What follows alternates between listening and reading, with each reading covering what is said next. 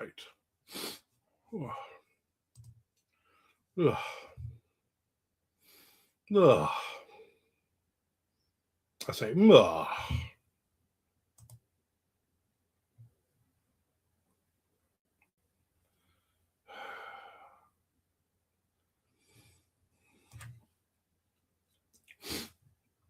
I want to get some writing in today, peoples. Mario Van Peebles.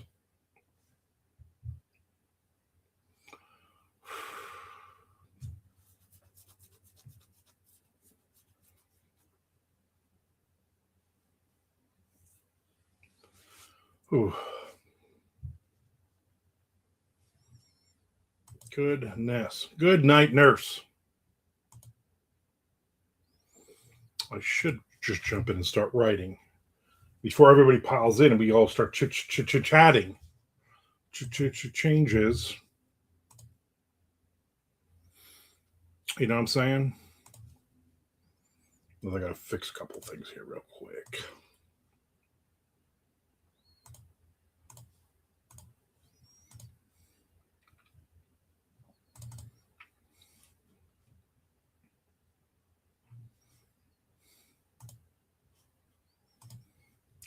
Couple three things.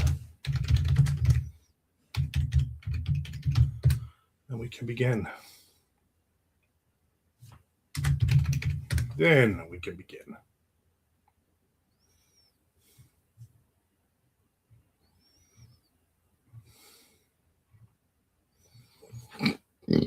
Oh, that's gonna hurt.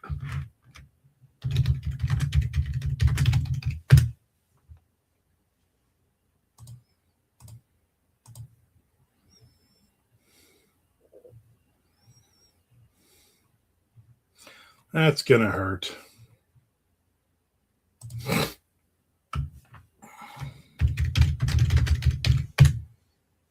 But that's not. That's what we want. Nope. That's not what we want. Goodness, learn how to spell, my friend.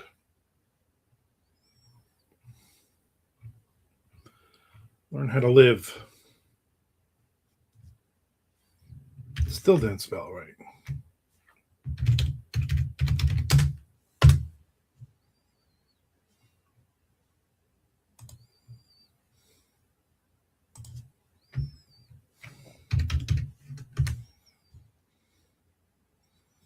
Still trying to spell things right.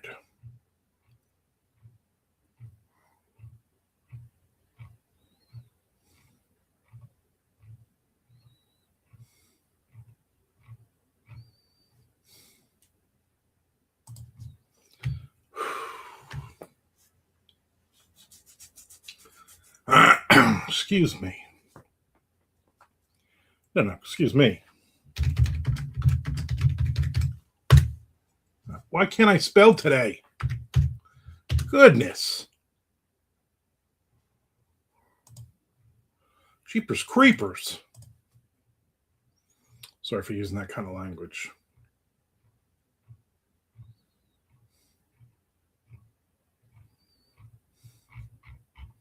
What's up, Chad? How's your day going so far?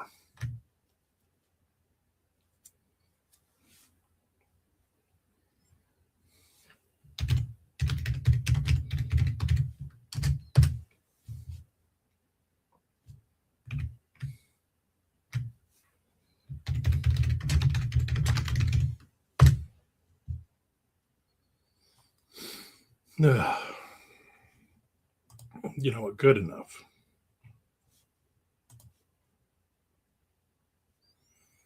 There's Charlie. It's going, been distracted. I hope in a good way.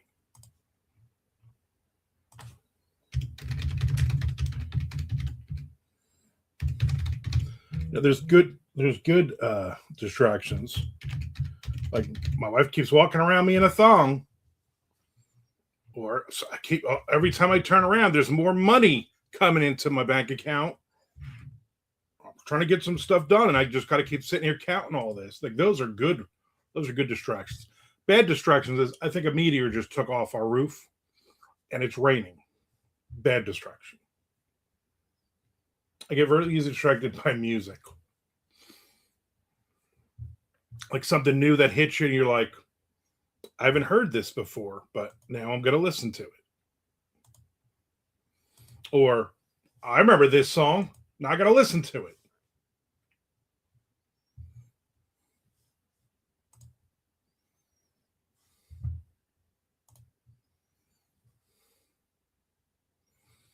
I don't listen to music too much in the morning anymore. I used to.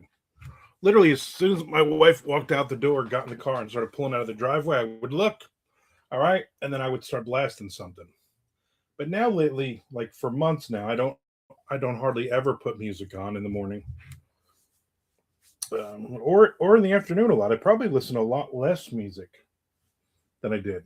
It was more of a like, man, I used to love the Pumpkins so much. I wonder how they're doing now. I get it.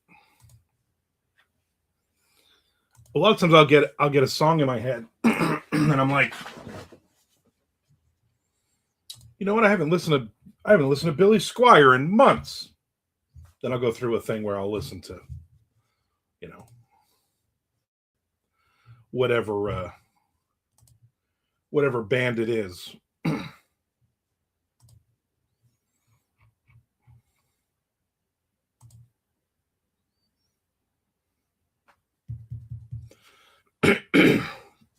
Got something in my throat.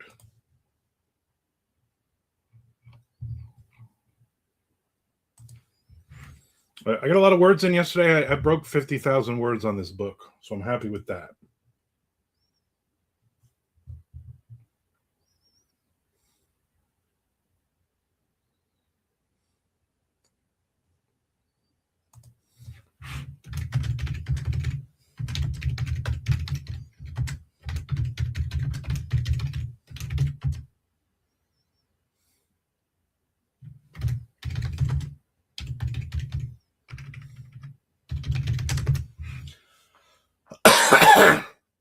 It's weird how you can be totally obsessed with a band for years and then fast forward and you haven't heard their last four albums.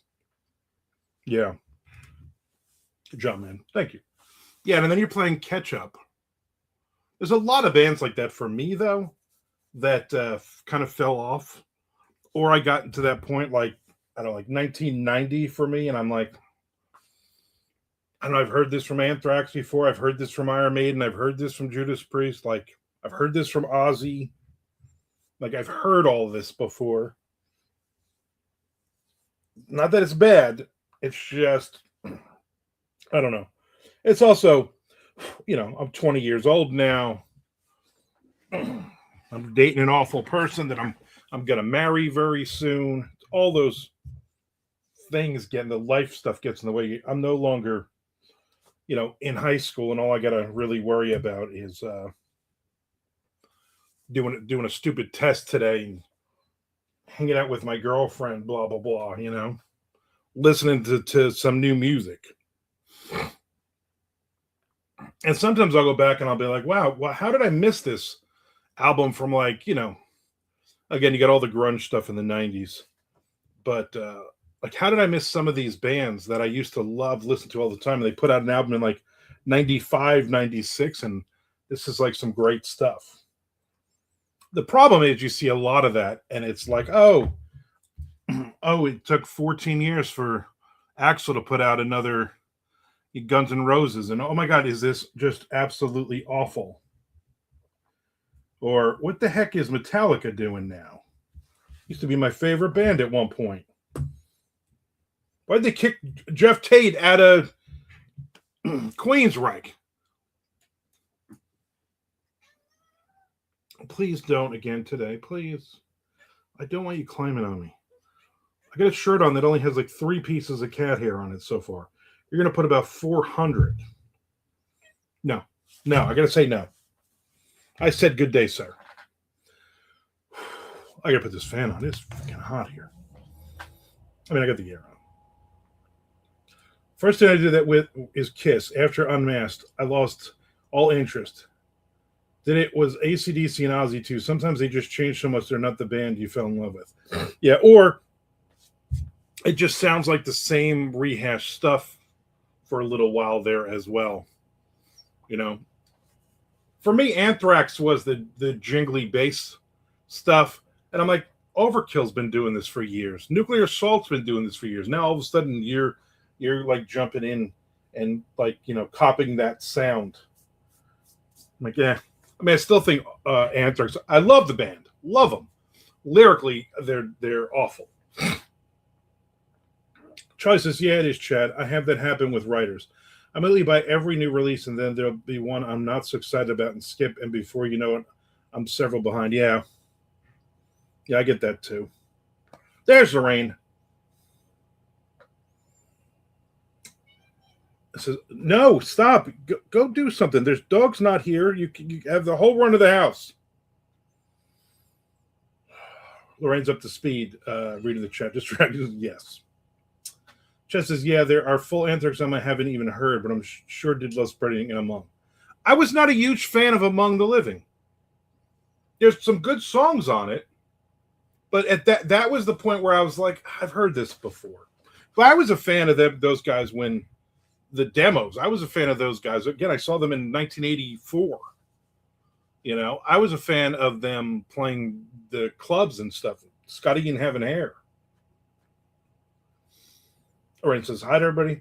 Why do you get either distracted by, Lorraine? Joyce says, oh, that's sweet. That sweet kitty has ripped me apart in the last 3 weeks since the dog has been here. Yesterday, I was watching. I did some writing with Chad and with Peter Marsh in the morning, and then I laid on the couch and I watched the first season of The Night Manager with Tom Huddleston, I think the Loki guy, and then the guy from House. I had never seen it before. It's based on the John le Carre book, and I liked it. And the entire time I'm laying there, this freaking cat is on my shoulders, laying on my stomach, laying across my legs on the blanket, talking and talking. I had to turn the TV up. Just as well as I've never had the desire to read every book by a favorite author. I'm not a big fan of this. Is just a weird thing. I'm not a big fan of reading 2 books in a row by the same author. Usually, I've done it, of course, but that's usually not. Oh, this is a really good book. I'm going to move to something else, and then maybe I'll go back. Maybe the next book or the book after that. And so besides my son, I get distracted by other ideas I want to work on in YouTube videos projects. Some days it only takes a magazine to distract me. Charlie says, I like The Night Manager. I thought it was pretty good. So I watched that one, I guess, and then I guess there's a second season that I will probably watch starting tonight. 6 more episodes. My wife flew out to Minnesota today until Wednesday night, so I'm on my own, like an animal. Charlie says, we watched Send Help last night, and it was pretty good. There was some bad CGI, but overall it was good. There's Haas. Michael Crichton. I can read his books all day long. Lorraine, I got a question for you. I'm drinking something, and I feel like you, of all people, should have an opinion on this. Have you heard of Loma Cola or Side Cola? The ad is, I have not. Tell the ad that I have not heard of those things. Loma Cola or Side? Nope. Side Cola, that's the one you drink on the side when you drink, you normally drink in Coke or Pepsi, and then you're like, I got a little side thing going there. Hopefully the side thing doesn't think I'm on the main thing. Lorraine liked parts of Night Manager. Why did you only like parts of it? Never read Crichton. Got 1 or 2 of his books, though. Lorraine, Manager, not trying to get all French on it. I don't think they were in France at all. They were in Egypt, Netherlands or something.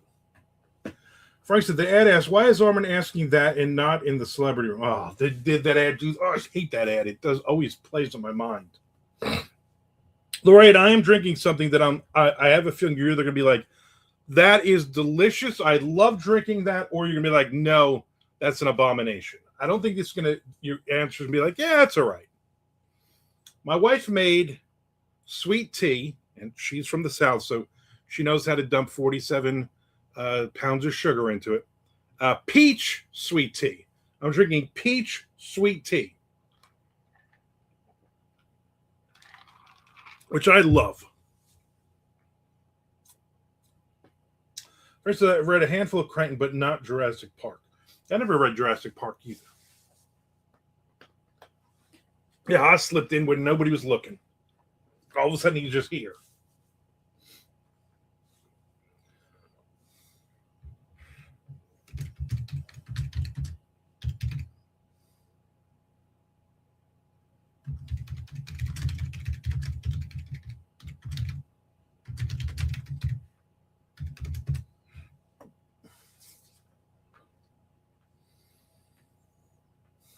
House says Eaters of the Dead, my personal favorite of Michael Crichton's. Jurassic Park is a good one. Haas comes in through the outdoor. Right. I don't know if I've ever read any Crichton at all. Troy says he wrote a pirate adventure novel that I liked a lot. There's Tom. Notice how BMAX shut down shortly after Jess asked for unsweetened iced tea? Yeah. Thanks, Jess, for really destroying a really good buffet. Southern buffet, she asked for unsweet iced tea. In a Southern buffet. I'm surprised they didn't throw her out. You know what? I would have helped. I would have grabbed one of her arms and carried her out myself. For instance, I read 2 Michael Crichton books when I was in high school, but I haven't read one since. The French comment was about adding the weird E. I don't think they added a weird E to it. You might be thinking of something else. Because it doesn't have a weird E at the end.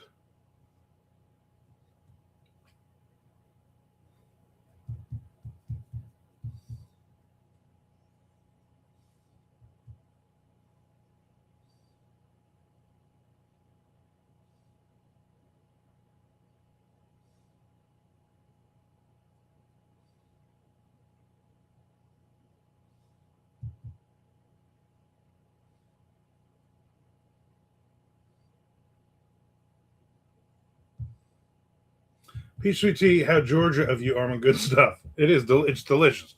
Probably my favorite of all the sweet teas. If you ever get a chance, read Eaters of the Dead. It's a retelling of Beowulf. Very interesting. I'm not gonna go off. I'm just gonna say that. I'm just gonna throw this out there. And at some point, I might actually just probably do a video and get in trouble. I am so sick of retellings of something. Somebody sent me a thing of the retelling of something or other. Oh, do you want to read this book? It's the retelling of whatever. And I was like, no. That's the publicist. I'm not really into retellings of classic books. This is, no. Stop it.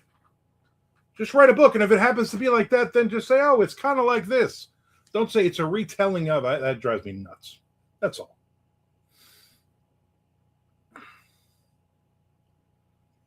Charlie is not a fan of peach tea. I'm sorry to hear that, Charlie, because that's all we drink in this house. For instance, I read Timeline by Crichton not too long ago. I enjoyed it more than I figured I would have. Haas says Timeline is a favorite of his. I usually don't like fruit juice added to tea, but peach is the exception. Yeah, it's not that she adds the nectar, so she's not adding like just the crappy syrup to it, which drives me nuts. Anytime we go anywhere and I'm like, oh, they got peach tea, let me try it. And I'm like, oh, that's just super crazy sweet because they're adding fake peach to it. No thanks.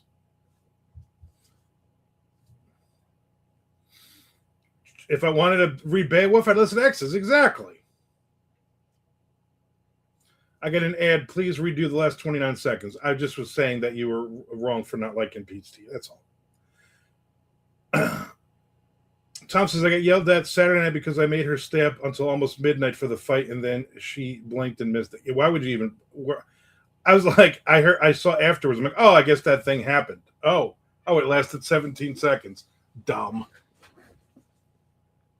I remember when I was living with George Martin, not George R.R. Martin, George Martin, and John Nadell, and John would always order the Tyson fights. And he would get a bunch of people. He would invite like 20 people over, and everybody would throw in $1 or whatever, for pay-per-view. And I remember and I'm like, I don't care. And I remember getting up and going right when the fight was about to start, and getting up because something like the microwave dinged or something. I remember getting up and going into the kitchen to get like popcorn or something out of the microwave, and the fight was over. Well, I guess I'm glad I didn't pay for this whole thing, because that's, ridiculous. I mean, so I like Beowulf back in the day, but I think I was the only one in my class who did. Trice is also not a fan of retellings. Tom and Lorraine say hi back and forth. Haas says, no, it's really good. It's told from a perspective of an Arab who goes with the Vikings, and it's historically plausible, as was the actual story that the legend came from. Very cool. Must have stepped on some toes. I says, yeah, that's a word I don't like. Armand says, I'm just going to throw this out there, then a commercial. Lorraine, I literally just gave you a secret to sell 10,000 books in the next 4 days. I can't believe you missed that. Now I don't remember. Pay-per-view, very 80s, and ow, you little fuck! Damn it! Fucking just stab me now. I can feel I'm bleeding. You little bitch! Stop fucking climbing on me! Damn it! I don't even like cats or dogs or anything. Ow. Yeah, John was very big on Tyson or wrestling pay-per-views. But he would always invite like 30 people over, and everybody would throw in $1, and he'd end up making like $2-3, and they would bring all the food and beer. Ow. I said, yeah, I hate when they add the fake tasting stuff. Yeah, like this is, we got this from the carapace of a beetle, and for some reason it tastes like lemon, so we're going to put this in everything. No. Chess, I'm only a fan of retellings when it's Cronenberg doing The Fly or Carpenter doing The Thing. I'm always annoyed when it's like, oh, I wrote this book and it's a retelling, it's a modern version of this book, but I've completely changed everything about it, and I'm basically just using the structure of it because I'm not a good enough writer to do this. Frank said, I legit dozed off for a minute and opened my eyes to see them playing highlights of the fight. I stayed up that late just to miss it. Yeah, lady present. Ha says, that's the cat taking my side. Pretty much, she literally just stabbed me. Thankfully, I'm so fat. But I literally can feel I am bleeding. She literally just ripped it. Oh, that hurt. Should I step away for a second? No. The cat just wants to be loved. The cat has been loved 24/7. So my wife, because we still have this freaking dog until at least Saturday, thanks to Jess, she's in the other room sleeping, both dogs. So now I don't have my wife in our marital bed. I have the 2 cats. And this cat will wake me up at like 3 o'clock in the morning, just wants to play. And I'm like, get away from me. You got cat scratch fever for sure. Exactly. Like I shouldn't have said it was a retelling. Now nobody will ever read. Yeah, I will never read that in a million. If it's the last book on earth, Haas, I'll be like, nope. Retelling? Nope. Speaking of not good enough writers present, you're not. I want to consider you a not good enough writer. I consider you a bad writer. Actually, I've never read anything by you, Nick. Hopefully, someday you will. Tom says, you sounded like the Winnebago man every time he makes a mistake filming his commercial. The Winnebago man. I don't even know who the Winnebago man is. What are you making stuff up for? Chad says, whose dog is this anyway? There's all the fires in Georgia and Florida, and there's a rescue, a shelter, and they needed people to take these dogs for a couple weeks in case the fire got too close and then killed everything. And Jess says, well, we can take a dog. And that lasted about 4 hours. And she's like, yeah, I can't handle this dog with my dog. So then Shelley's like, well, I don't want to bring the dog back, so I'll take the dog. So now the dog's been here, and it's been like over 2 weeks. And lucky for me, because she's in Minnesota, Tom and Jess have the dog now, Monday, Tuesday, Wednesday. And so, but now I'll have the dog Thursday, Friday, and Saturday at least. And if I move too quick, the dog gets spooked and barks, and I don't like barking dogs. Like, the dog ain't going to attack me or anything. You just can't move quick around the dog. And it also goes after the cats. And I do not like that. I'm like, do not bite my damn cats. So that's whose dog it is. It's somebody's dog if somebody steps up and wants to adopt the dog is whose dog it is. Frank says, Lorraine, can you step away as long as you leave the live stream playing in the background? I thought that was just a given. Lorraine says, hi there, Nick. Starting on a high self-esteem note today. I say, yeah, that's how I do it, Frank. Then I watch it later. Yeah, Frank says, if I wanted to retell, I just let it. Exactly. Everybody knows it. Deja vu. Ches already did that joke, Frank, but it was way funnier. Yeah. The way Chad said it, just his inflection on it, Frank, and the fact that it was like 10 minutes ago, way funnier. When it comes back, just open the door and let the dog go. The dog is so skittish, it won't even run out the door. Literally every day when the dog has to go to the bathroom, my wife's like, come on. And she got to like push the dog out the door to go to the bathroom. Haas says, it's not a retelling. It sounds like a retelling. Frank says, what joke? The Exodus joke. He did the Exodus joke already.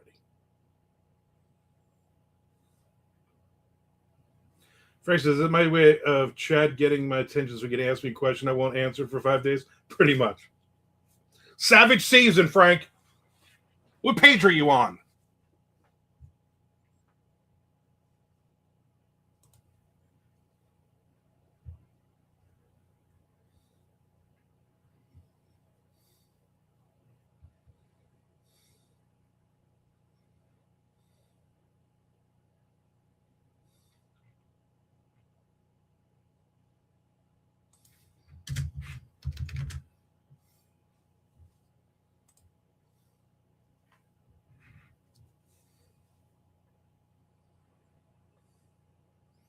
Frank says, the Exodus thing isn't a joke. It's real. Yeah, real life.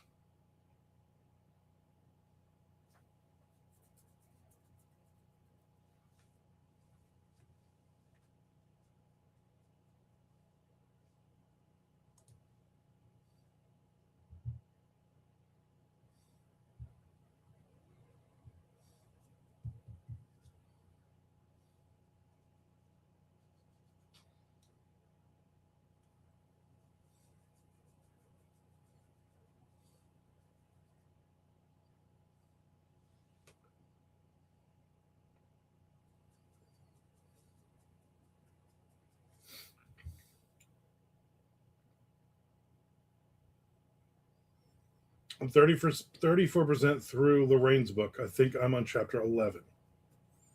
Thanks for reading it, Charlie. Tom says, Haas is getting more and more upset every time someone says retelling. Yep. No. Please leave me alone. No. I'm praying none of you finds a spot to do not finish it, but everyone has different tastes. Exactly. I think I just hit chapter 9 of it. Haas says, somehow in one fell swoop, I've made sure that half a dozen people will never read one of my favorite books. Well, maybe don't read retellings all the time. Maybe read something original. Charlie says, I'm definitely not going on to DNF, Lorraine, as long as it's not a retelling. Yeah. Is this a retelling?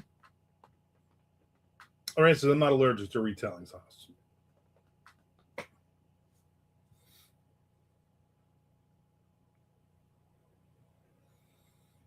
I wrote this book. It's a retelling of Gone with the Wind.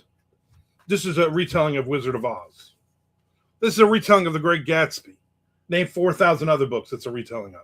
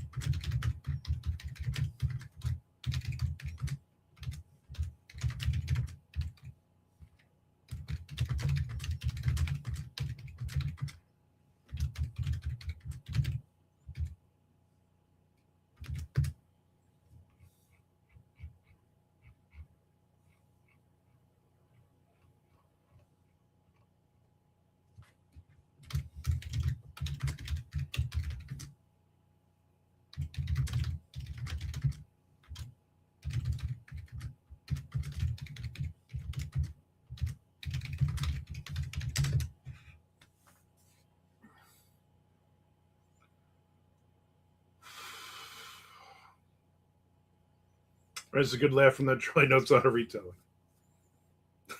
Says it's not a retelling. I just can imagine him screaming right now, standing in his living room screaming. Everybody's like all freaked out. The whole neighborhood. They're gonna call the cops on you, Haas. Calm it down. Frank does retelling of jokes. Is an Amazon ad worth anything? Amazon ads, that and $5 will get you a cup of coffee. Amazon ads are worth it if you know what you're doing. 99.9% of us do not know what we're doing.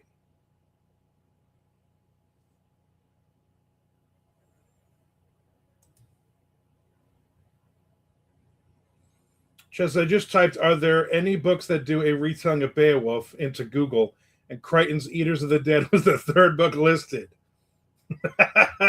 Frank says, Chad, that was a good joke.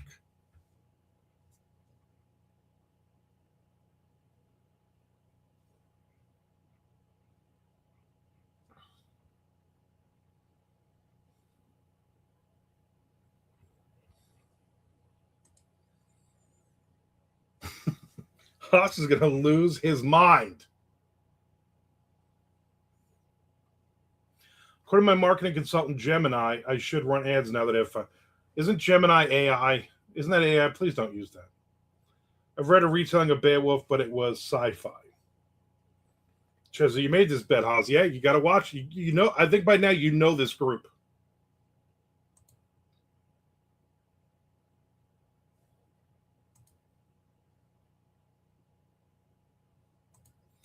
Forget it. Now I'm recommending Sphere. Everybody go read Sphere. It's not a retelling of anything. So it's something original? That sounds boring. Tom says, I've read it, Haas. I agree it was good. Tom is also a big, big fan of Beowulf, too. So.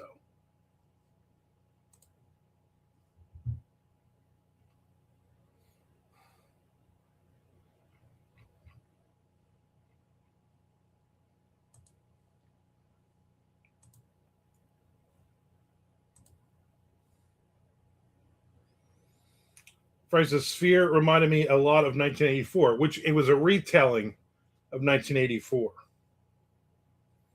Isn't Sphere just a retelling of the movie Cube? Yeah, almost like a retelling. I read a retelling of sci-fi, but it was Beowulf. Look what you started, Haas. These people are brutal. I apologize for all of them.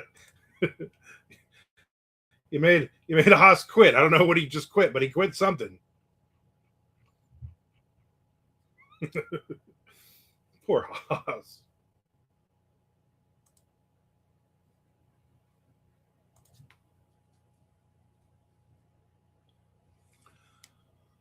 Whew, I made Monte Cristos for lunch, and now I need a nap.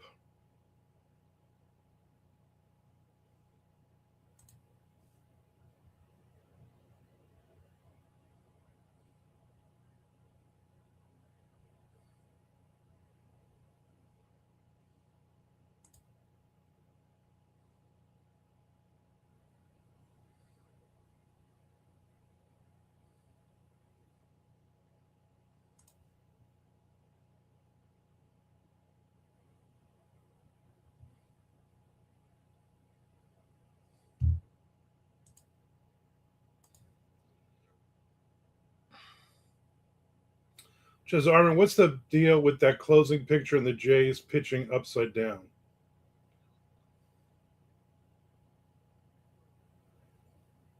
You saying the pitcher? Oh, that's crazy sidearm thing. Yeah, there was a guy in AAA or AA years ago. We used to go, and he would literally, when he bent over to pitch, he would literally touch the ground and then throw the ball. And then the ump stopped the game and told him the ball was not allowed to touch the dirt. Literally, he bent all the way down and touched. I mean, it was weird because you can't see that angle. You're thrown from that side angle like that, from a different arm slot. It's hard to follow the ball, supposedly. Heavy the Hound in the house. What's going on? Nick says, I hope that dog is rehomed by MondoCon because I'm not bringing any animals back with me, regardless of it's the gift bag or not. You know what? If it's in the gift bag, you take it. No, there's no way that dog's staying for more than through this weekend. I say that. Next Monday, I'll still be talking about the dog. Heavy the Hound says, I'm about to start chapter 15 of my book. Nice. No. Do not jump on me. No. I just said no. I say good day, sir.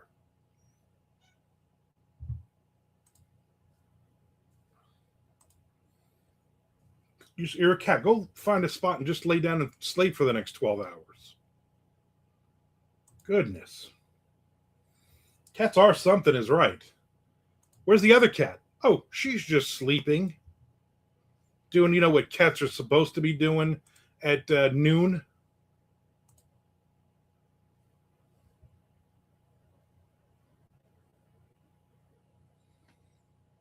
Every pitch from this Jays guy comes from the ground up. Never seen anything like it. He's like a secret weapon. Yeah. Again, it's that arm angle which fools you. I also have two. I also have a dog. Technically, right now, I have two dogs. Ugh.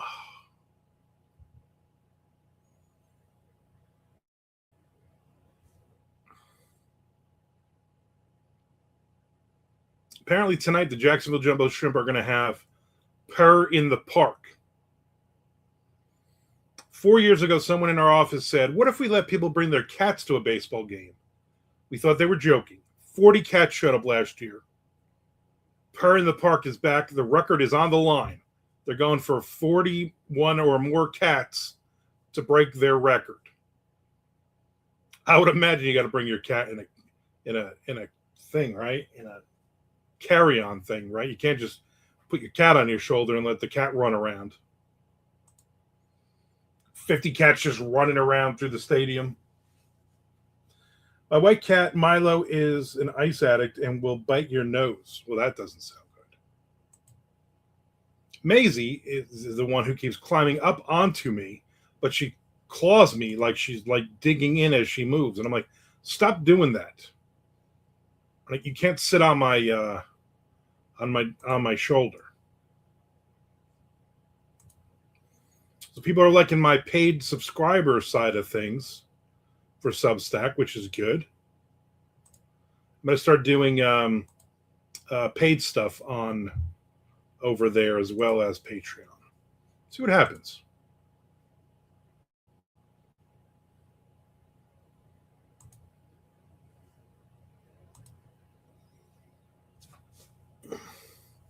Tom said that just sounds awful.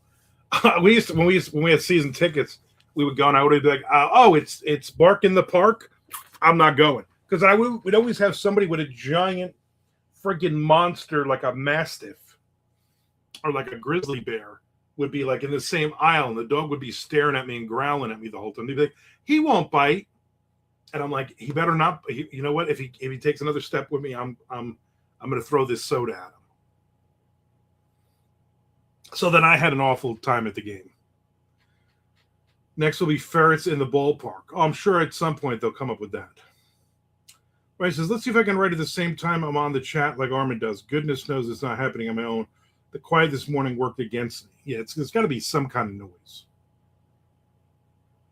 But right now he's asleep. Well, I wish my cat both cats were asleep. Right, says, ferrets are great. Okay, I don't know from experience, Charlie. Do you have ferrets? Chad has ferrets. Charlie's also writing. Yep, Chad has ferrets. Chad says, I have 2 ferrets, and they're the best pets I've ever had, with the exception of a few dogs that are no longer with us. Then it is a doable thing. Armor wasn't fake. I wasn't faking. Probably going to head to my room. Well, thanks for popping in and hanging out with us. Appreciate it. Haas says, I'm working on a retelling of Beowulf during the chat. Haas, we're not going to read that.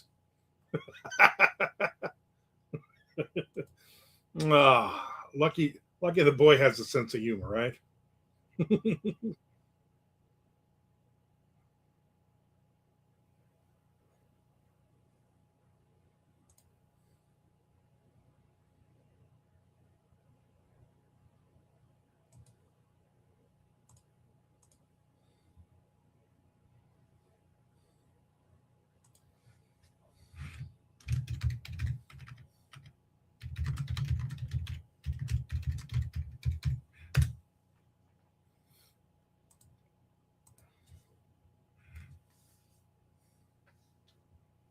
It says, now I remember you mentioning your ferrets, Chad. Frank says, I want a pet wombat because their poo is cube-shaped. It is? It's kind of weird. Do they smell, Chad? Thomas, I want that animal that poops out expensive coffee beans. Wouldn't that be a cat? My friend has a fennec fox, half he says. Whereas I couldn't remember who had them and assumed Charlie with this job might have a menagerie at home. Yeah. Chad says, no, they don't smell at all, Charlie. And then he said, you smell, Charlie. No, he didn't say that. Civet coffee. Heavy the Hound says, I want a wolf. I'm going to tell you what I don't want roaming around in my house. A wolf. Someday when they figure out this DNA for the woolly mammoth, that's what I want for my yard.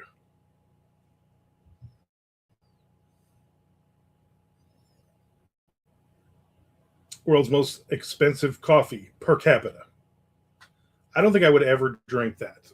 I'll drink every coffee, but that one, oh, this cat pooped this coffee out. I don't think I would drink it. Trey says, right now we have 3 cats at home, Lorraine. Years ago, I kept and bred several species of reptile. At one point, I had over 60 snakes, and then you let them all into the Everglades, and now they're killing everything. Thanks, Charlie.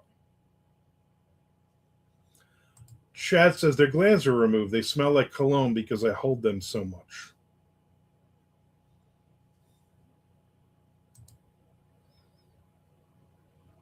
The don't bark the puff.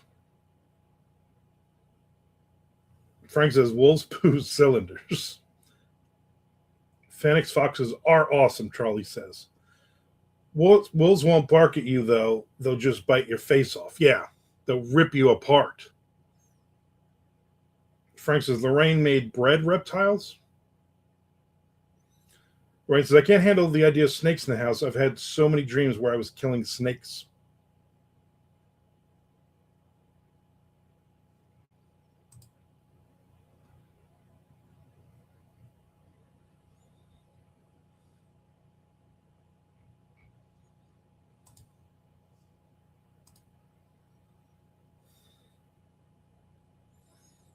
Lizards, yes, but no to snakes. You know, we got a lot of right now here. The what do they call them? Blue land crabs. The tiny little dark, and some of them are blue crabs.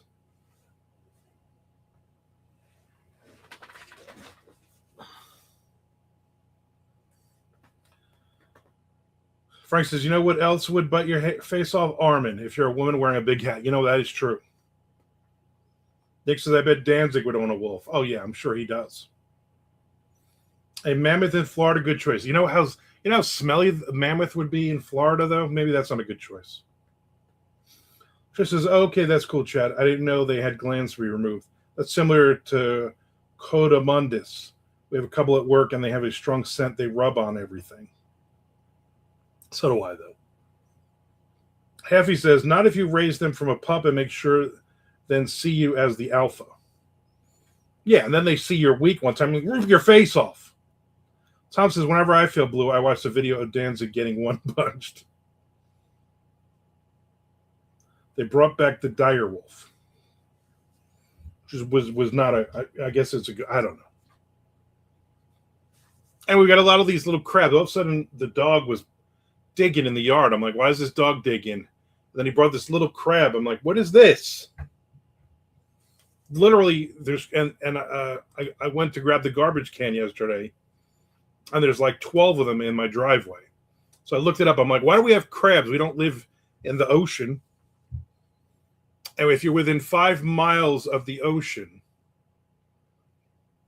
these crabs live. And if it's super, super dry, or if it's super, super wet, one or the other.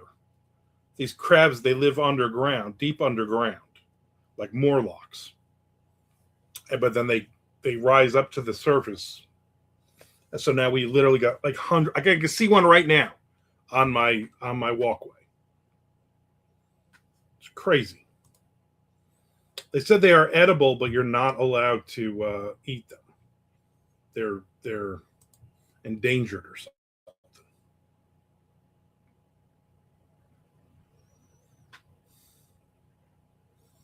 Heffy's in ad jail.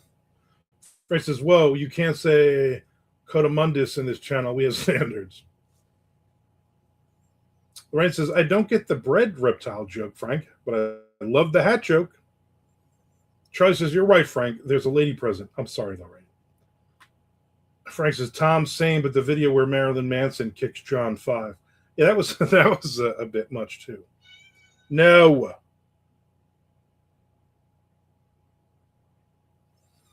Now you guys are being too funny for me to concentrate on running. You think this is... you should come to MondoCon. Crack each other up all night.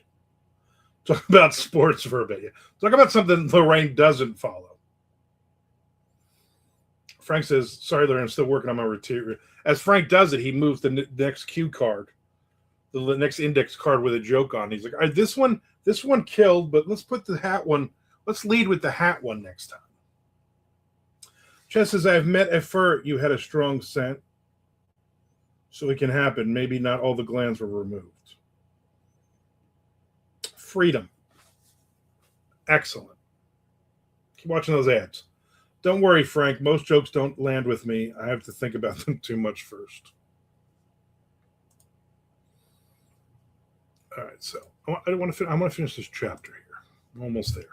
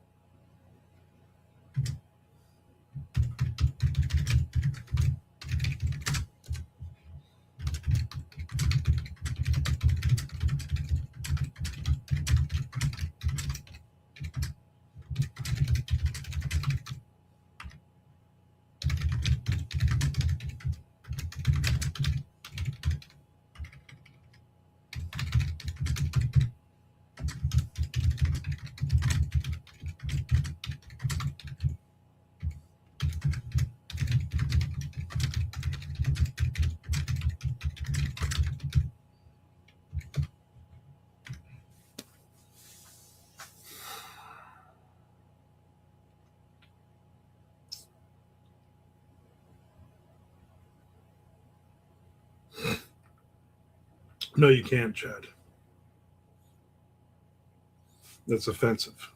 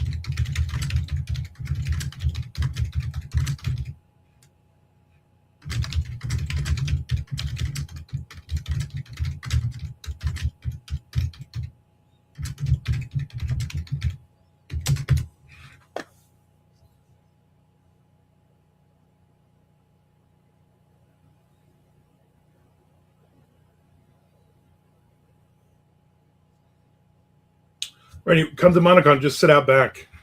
There's an awning.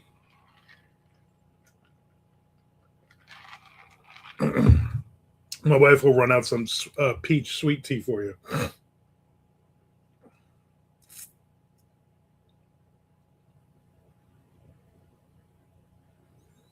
I got to try to call it Chadlutsky. Yeah. If it was female, I would definitely call it Chadlutsky.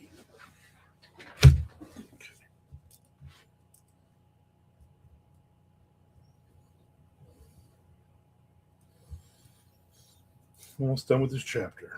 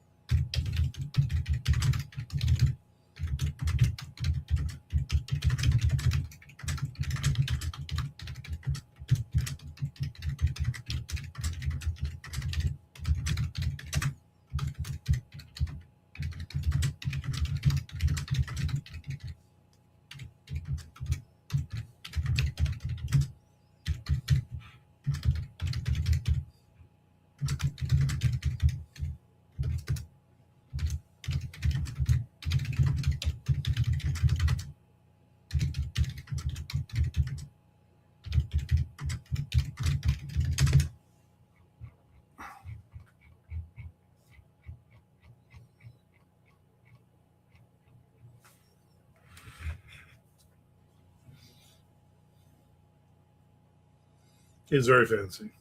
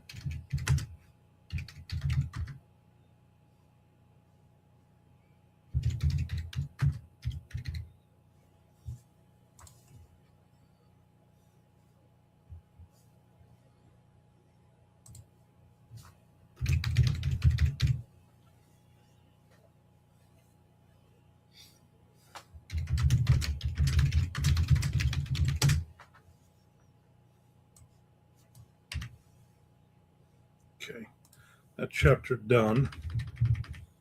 On to chapter 30.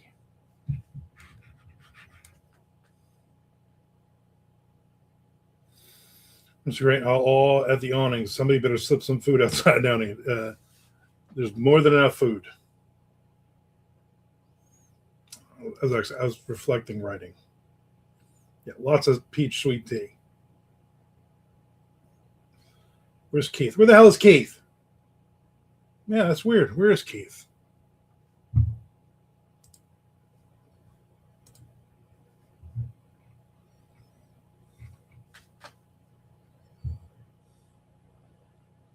Man, I keep getting these crazy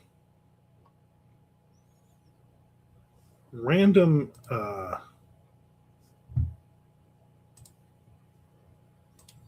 spam messages from like health officials and stuff. Over the weekend, I got a bunch of political ones. Apparently, somebody found my email address and signed me up for like a dozen uh, different ones. So I was getting all these political emails, and they're all using AI.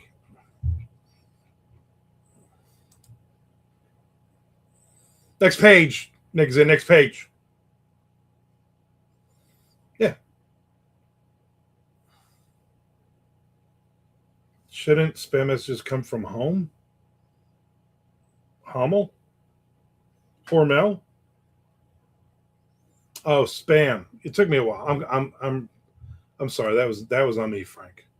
You know what? I would take that joke card, put that towards the bottom. It just takes too long for an intelligent person like me to understand it. I'm not a fan of the spam.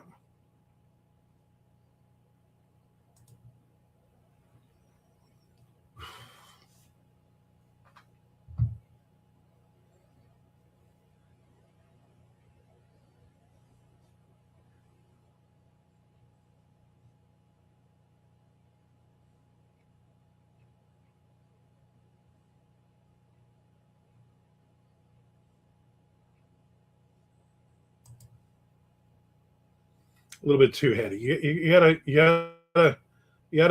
read the room. Lorraine liked it, so you know what? Put it back towards the top. I'm obviously not your crowd. She liked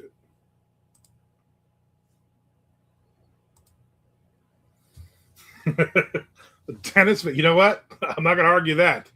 You're definitely the Dennis Miller of this group.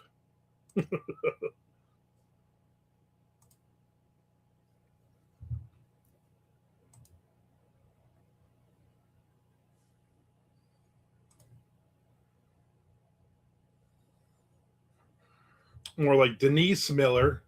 I don't even know anybody named Denise Miller.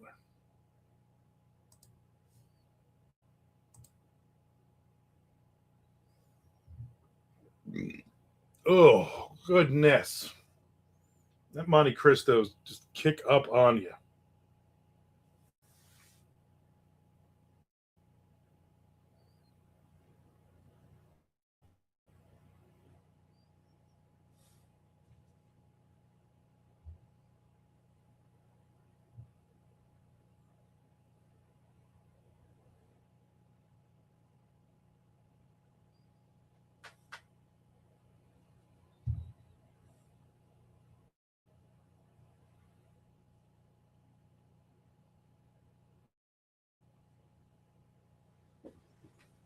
Ugh.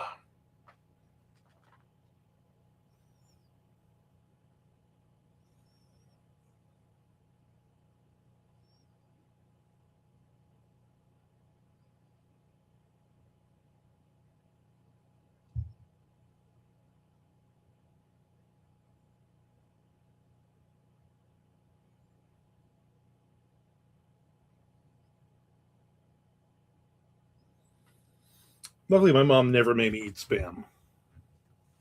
She ate it, which is gross.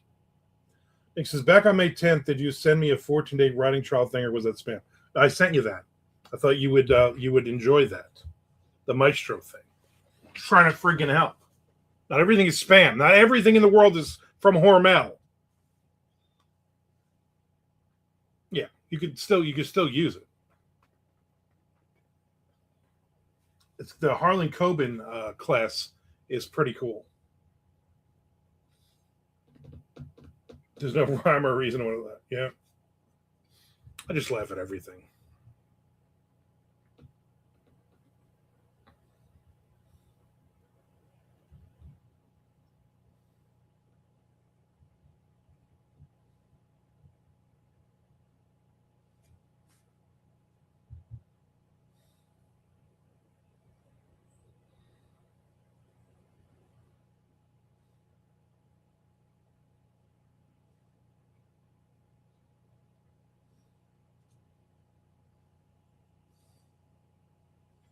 Tom says, never had spam at the house as a kid, but we did have those Vienna sausages that came packed in gross jellies. Oh, those are gross. You know who eats those, Tom? Aunt Vicky. Aunt Vicky loves those things. She went through a period where, like, every time Shelly got her groceries, she ordered like a case of those, and she would just eat those Vienna sausages right out of the can with all that gross jelly stuff around it. Oh,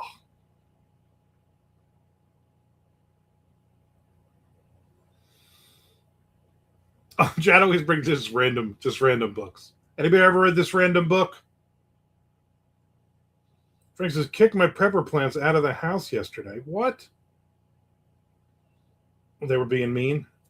This year I'm going to have jalapenos or jalapenos, cayenne, shizitu. Well, watch your mouth. Ancho guiagugas, ghost, brain strains, aji limon, and churpatita ranch peach.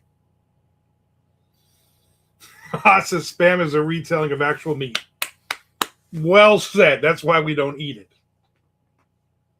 No, Chad, I have not. Chad liked that one. It's not only Frank with the high comedy, heady comedy.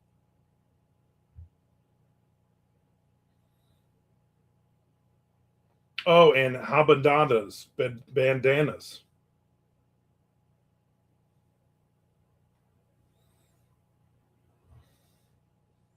House got a good one today.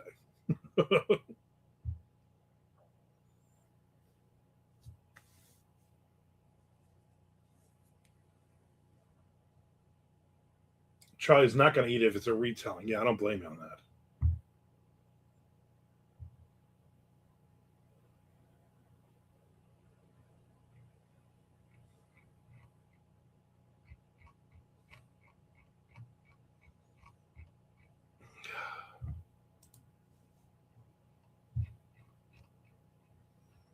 Time is it? I am tired.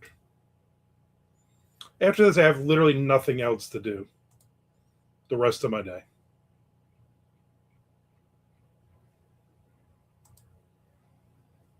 Literally.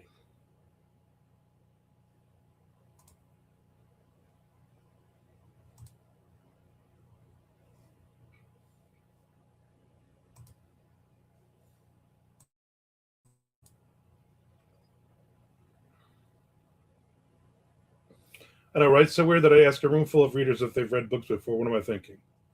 It's just a random book, though. You just throw out random books, like we're not even talking about an author or anything, and then you just like, anybody read this random book by this random author that we've never mentioned before? That's why it's weird. I mean, there's a lot of books out there. If there was like 10 books published this year, and you're like, did you read one of these 10 books? Maybe I'd give that to you.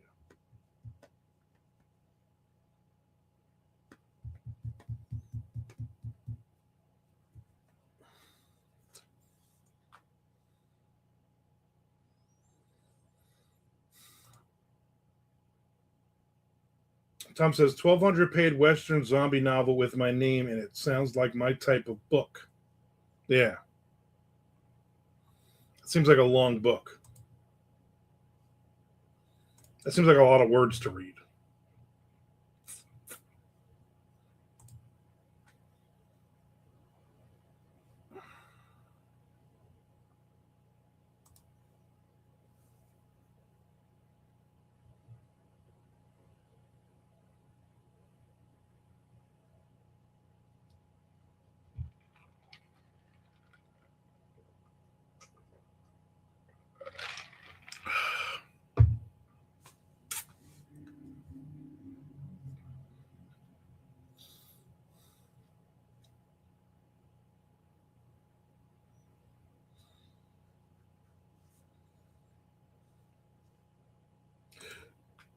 You guys are in great form today. Keep up the good work.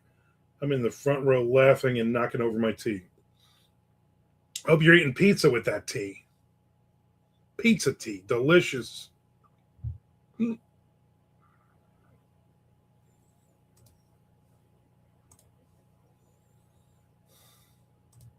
Pizza tea, which was my nickname in high school.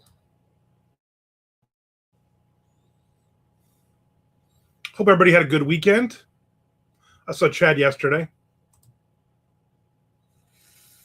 House of Leaves isn't random. So we were talking about this book or this author before in this chat, is what you're saying, Lorraine. Because otherwise, it's just, as Chad loves to do, he just names a random book and a random author, and then we go. And I'm not saying don't do it. I'm just saying it just strikes me as peculiar and funny that every week he seems to just throw in a different random book and asks if anyone has read it. That's all. I'm not saying for Chad to stop. Chad's not going to stop doing it. I don't expect Chad to stop doing it. Just funny the way he does it.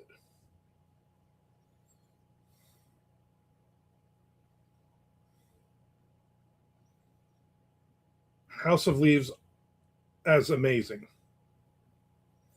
It's not going to put a lot of people off. I'll tell you what's great. House of Pain. Everybody say jump. It's backward when I get laughed at for asking about books, but I can say, remember when Lucky Charms first used purple horseshoes? And all of a sudden, we're talking about cereal for an hour. Yeah, I'm not going to do a Google search about some book I've never heard of, or I've heard of and I've never read. Lucky Charms is interesting, delicious. If you don't like the opinion in Armand's opinion, that's on you. That's not on me.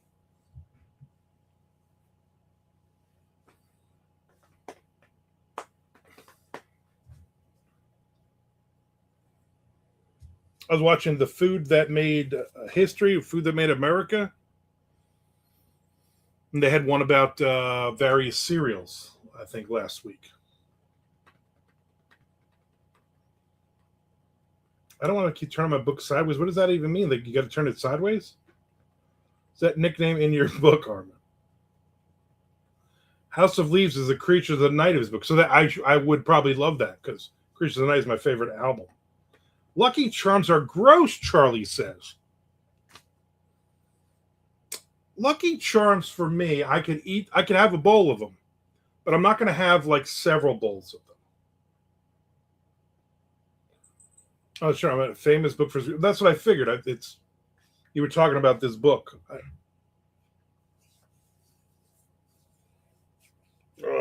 I'm getting a headache.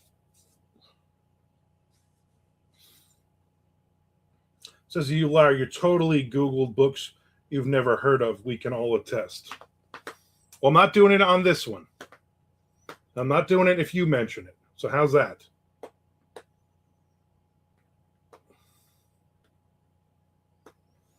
I never heard House Leaves. Not much desire with the odd layout. Yeah, if it's got an odd layout, then not interested.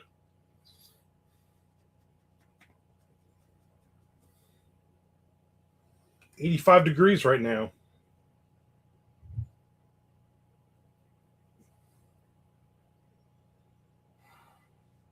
Back hurts. Justice House of Leaves is both genius and pretentious.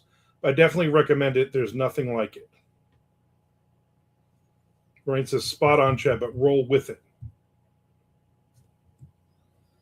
Tom says I would. The format doesn't really get too weird until toward the end.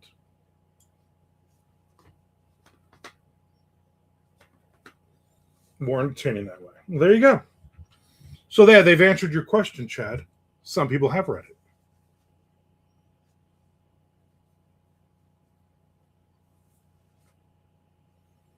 I'm reading some anthology now.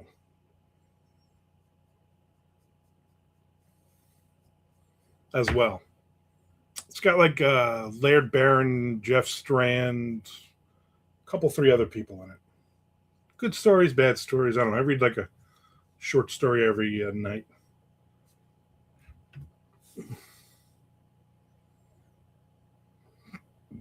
Oh, burping.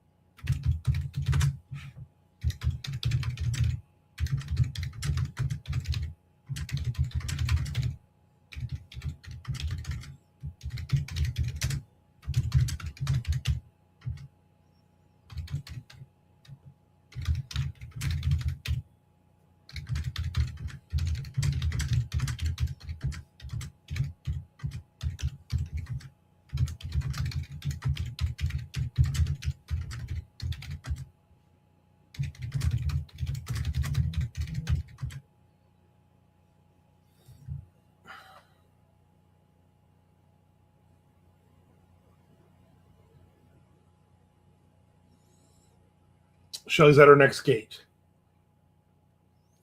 On her way to Minnesota.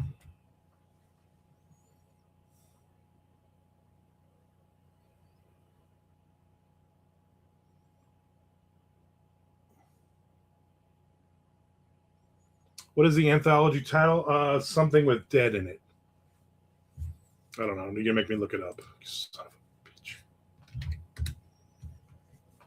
Can't believe you're making me do this. Got so much work to do.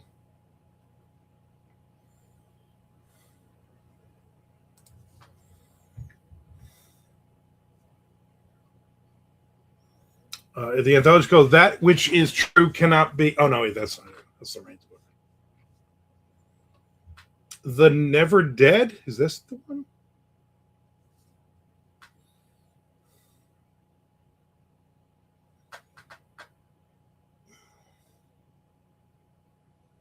That's what I'm reading. The Never Dead. Well, maybe it doesn't have a Laird Barron in it.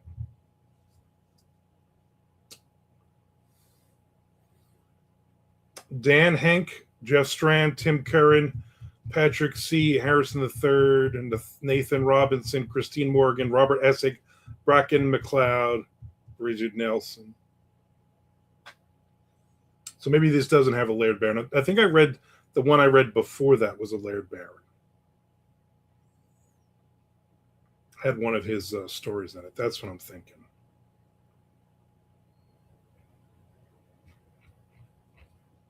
That's what I'm thinking. The Never Dead, edited by Dan Henk.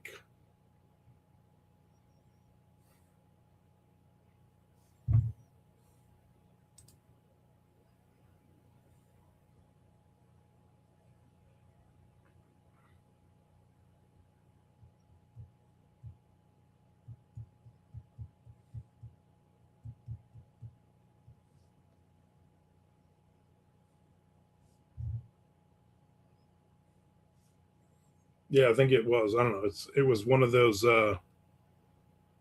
free books from a while ago. I always wanted to be in a Dan Henk edited anthology. Yeah, well, maybe someday it will happen. I think I was on his podcast.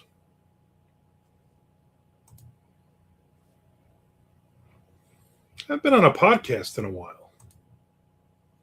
Somebody create a podcast so I can be on it.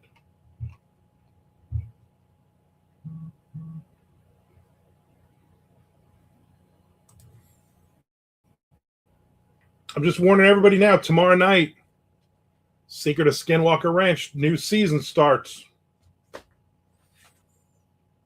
Armin, did you hear they're bringing back some of those old school pizzas? I did see that. I saw an article on it. I don't think there's any even remotely near me, but I thought that was an interesting concept, right? And I did love Pizza Hut back in the way with the tablecloths and those red chipped up plastic cups.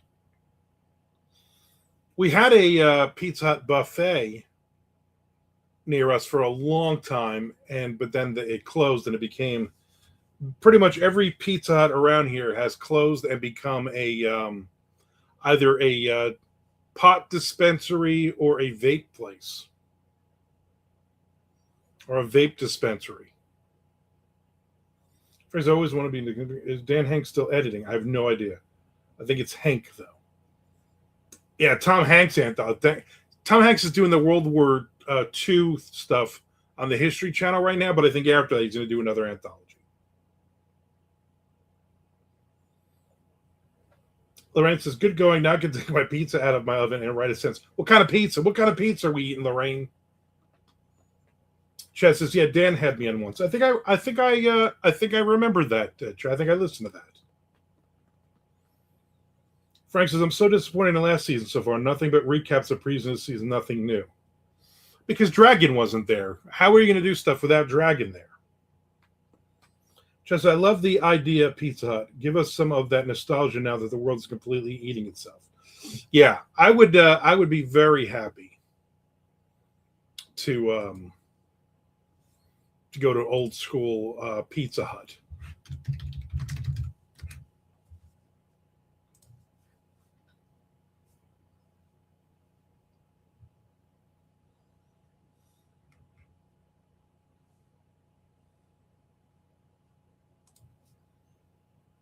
All those repurposed Pizza Huts still have that red roof. Yeah, that's how you know it was a Pizza Hut. Like, oh, look at the vape store. Oh, yeah, that was a Pizza Hut.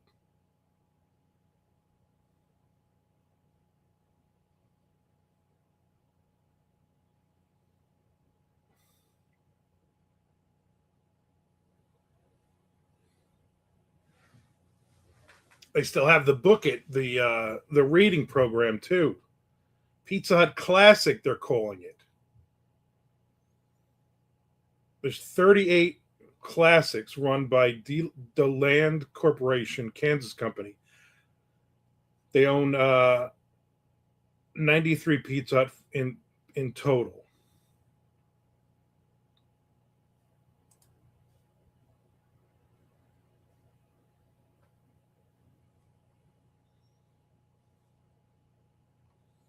I just want to. I just tell me where they are so I can go.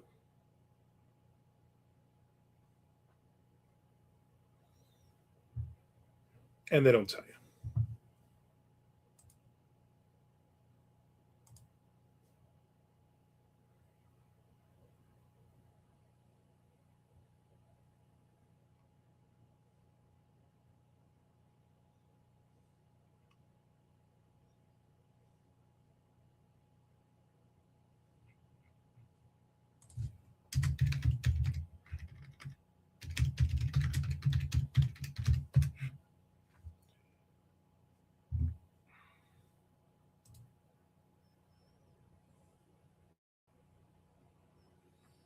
Got to put the red pepper flakes on the tables and drink out of thick red glass. Yeah, you got to have those thick chipped red glasses. Soda does taste better in those red glasses. It's kind of like cooks who will have their skillets that they never wash. They just kind of sweep out. It's the same thing with those red cups. Yeah, science, Tom. Science. Let's see where these locations are. I don't want that. Go away. Looks like there's one in Tunkhannock, Pennsylvania. Nope, doesn't tell you. They don't want you to know where the classic ones are. Now, all the Pizza Huts are bad retellings of themselves, yeah. When's the last time you went and sat down in a Pizza Hut, though, right? Pizza Hut, it's just takeout. Average Ford disliker. Hey, yo, how's it going? It's going, average Ford disliker. Do you like above average Fords? Do you just hate Fords in general? Oh, Minnesota has a bunch, it says. Tell my wife.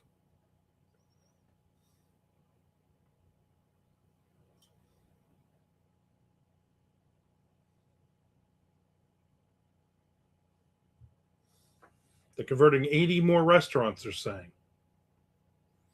They're going to get rid of about half of their restaurants, and the other ones are going to be back to the old school Pizza Hut. Average Ford disliker says economy Fords. Okay. I drive an F-150. Tom says the Pizza Hut in my town used to be a video store. Then it was a Pizza Hut. Then they just tore it down. But they left the red roof, though, I hope. There's still just a red roof just sitting in an abandoned parking lot.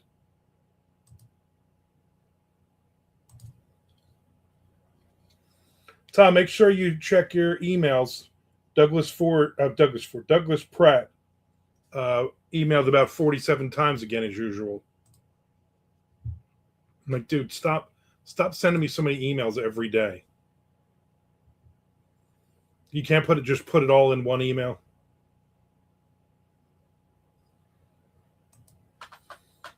There's Art Sloan. I saw an old school Pizza Hut being brought back in Pennsylvania. There's a news report on it. That was what I was just seeing. But it was Tunnahawk, Pennsylvania is the only one that they gave me a actual name of a place in Pennsylvania. Supposedly there's going to be like 100 of them or something.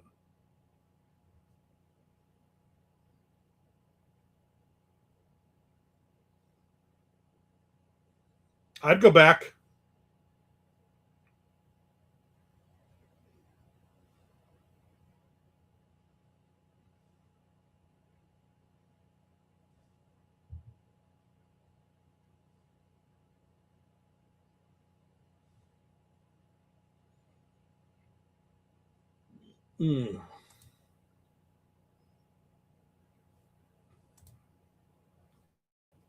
Then I would actually go and sit down in a Pizza Hut.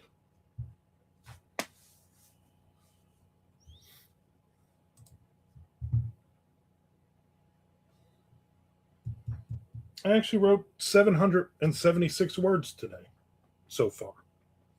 Not bad.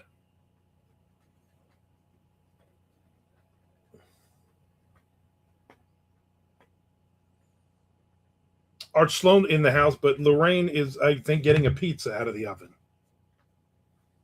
We don't know what kind of pizza it is yet.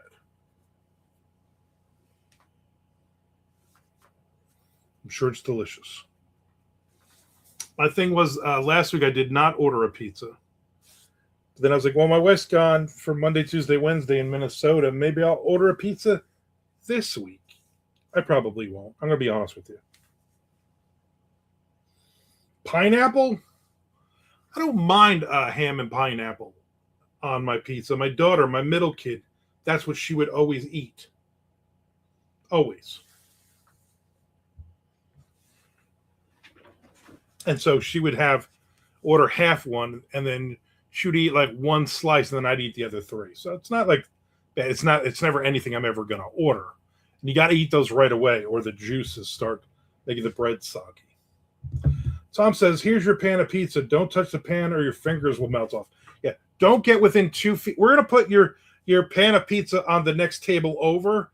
Don't anybody look at it. Your face will burn off. God, those are so good. Just so good. Charlie says, so far I'm on 619 words. Going to get to 1,000 before I stop for the day. Nice, Charlie. Nice. Hey, did anyone else submit to the calendar of fools, misfits, Antho Keith was talking about last week? I did not. I did. I probably could have. I probably would have had a story. I know I got 2 other stories that I'm working on, but they're both due Wednesday. They're both due Wednesday, and I really haven't done much of them. I doubt I'm going to get to them. Lorraine says, I just took my spinach pizza out of the oven to see that you guys are talking about Pizza Hut, and so is Art. Hi, Art G. Ignore that G. Spinach pizza. Ew, Charlie says.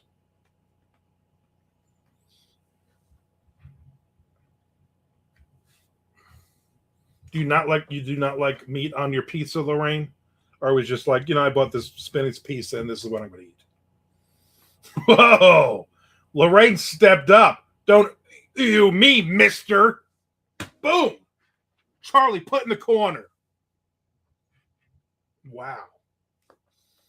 Charlie says, I submit, but I never got a confirmation message, and I wanted to ask if he'd gotten one, but he's not here. Yeah, he's not even here. Maybe he took the day off or something. Maybe he's sick. Maybe he has the sniffles. Maybe because of the offensive things you said to him last week. I don't know.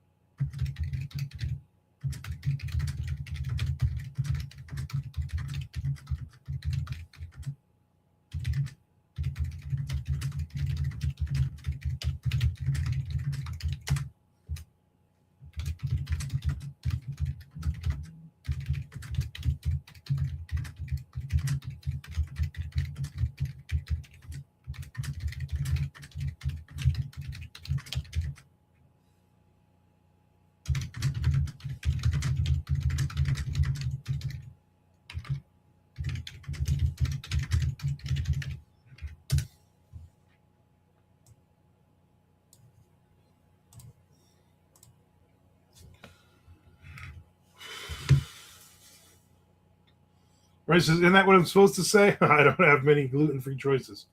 I add ground beef. Oh, that's right. You have the gluten problem. Stouffer's French bread. You love that Stouffer's French bread. I do love some French bread, though. That is delicious. Troy says, no, Keith was being mean to me all week about that paper acting.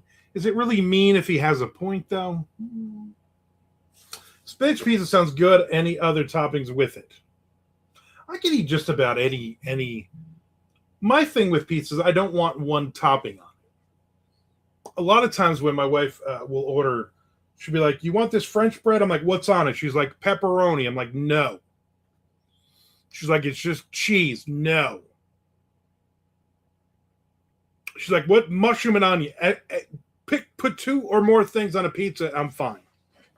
No anchovies. No weird hot stuff. Any normal pizza topping, 2 or more, I'm in. They have a supreme or a super supreme or a meat lovers or a veggie lovers, I'm in. Pineapple pizza is not a choice I would ever make. Yeah, I would never. I would also never add it. Again, when my daughter was young, I'm sure she still eats it. But you literally have to eat those slices first, or then they just soak into the bread makes it so gross and mushy. Tom says Lorraine is strong to the finish because she eats her spinach. Yep. Finger red number 1. Armand loves to dip his peach in ketchup. That's disgusting. Popeye. I saw Cardboard Coffin Press is taking submissions for anthology. Deadline 5/31 pays $30 plus author copies. I really need to get more short stories out there. So there's this guy I watch on like Reels or whatever. He's an old guy like me and he complains about everything. I mean, I don't complain about everything, but you know what I'm saying. Hot ketchup, why not ranch? It's pizza. You don't dip pizza in ranch or anything else. That's why. And this girl, of course, they're always 20-something idiots. She's like, I don't understand how you take a piece of pizza and you fold it. And the guy's like, because that's how you eat pizza. Like, my wife does not fold the piece of pizza. I'm like, where did you grow up? In a barn? She's like, no, Jacksonville, Florida. I'm like, I've never seen so many people who have no idea how to eat pizza. They're just picking up the pizza and, I'm like, no, you fold the pizza and eat it that way. Anyway, this girl says, I don't want the crust to touch my taste buds. And he's like, you have them on the top of your mouth as well. So she folds the pizza the other way. Okay. So that the crust is touching underneath. And then she takes a bite. And I'm like, you are insane. And imagine if that thing was full of toppings. Frank says, I hate when I'm not watching live and I'm like a minute behind reacting to things too late. Try wants to know, what's Cardboard Coffin Press? Chad says, it's 2026. Bills are tough to pay. How are these places paying crap like $30 for stories that have sold for hundreds 30 years ago? Yeah, that's never going to catch up. Because you know why? Because then all these presses will be out of business. For instance, if you dip pizza in ranch, does the ranch automatically become a condiment? For me, yeah. I don't like ranch. It's a texture. It's a taste thing, but it's also a texture thing. Tom says, or do you do the Travolta thing with one slice on top of the other? No, I just fold my piece of pizza and eat it. One at a time. Frank says, new pet peeve unlocked, people who don't fold their pizza slices. Troy says, I fold pizza when I eat it. You gotta. Frank, he gives you the answer. Cardboard Coffin Press? It's a press. What about those that use knife and fork to eat pizza? Those people are insane, Nick. Don't ever do that around me. There are times, I'm gonna confess, confession time, where I have eaten pizza like that. When I do like the what do you call it? Like the Supreme or Super Supreme at like say Mellow Mushroom. Because that's just a heavy, you literally can't pick that piece of pizza up with all the toppings on it. So I will cut like the end and then the next one, and then there's enough give that I can then fold it and pick it up. But I will do that. But normally, no, I'm not going to do that. Choices, thanks, Frank. Most of these presses should be out of business. Well, yeah, that's also the problem. But you're not gonna change anything. I would love to say, hey, how come in the 1920s the going rate was 3 cents a word, and how come now we're 110 years later and we're still at the same word amount? It's ridiculous. Can't be folded, it's not good pizza. Exactly, unless it's French bread pizza, which is delicious. Chess, everyone knows that knives and forks are for eating Snicker bar. Exactly. Tom says also flatbread is not pizza. And yet on the box, Tom, it says flatbread pizza. Explain that to me.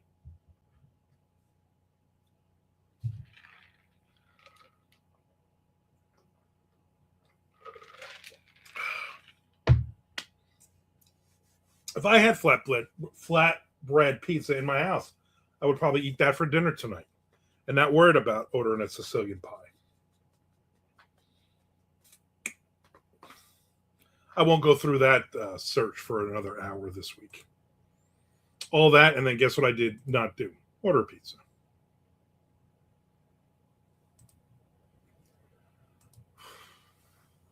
I think these Rybelsus pills are definitely kicking in because I'm not hungry a lot at all.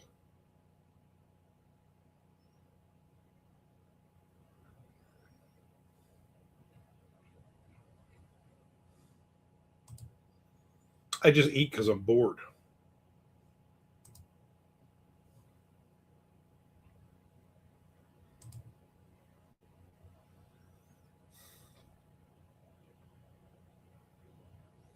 I think it's about time for another Seinfeld run through. It's been a few years. Yeah. You might be right on that. I mean, they're on all the time. But I'm like, I don't. Because I know I'll go through where I'll be like, I just want to watch all of them, like from the beginning and go through. Maybe, you know what?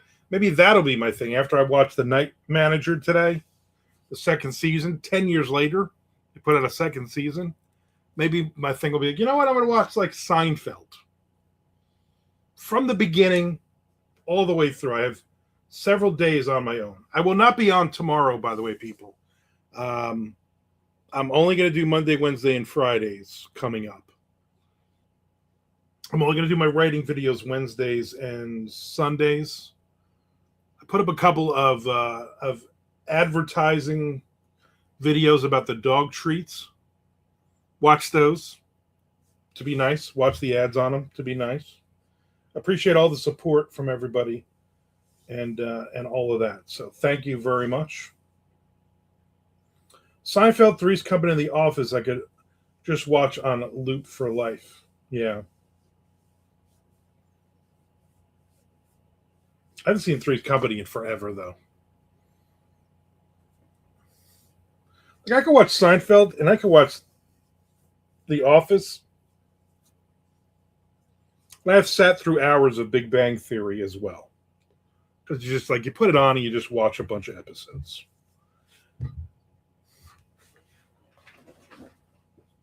I never really got into Scrubs. I watched like the first 2 seasons as they came out each week. What was that show? What was the show with Donald Logue? Was the dad, and he had that wife who was the blonde, chunky wife. Like she was easily my favorite TV wife. What was the name of that show? Anyway, that's something I would want to find and just watch all the way through again. That was a good show. Tom says the show I've watched the most is Big Bang Theory. Yeah, I watched all of them, so I know I've seen all of them.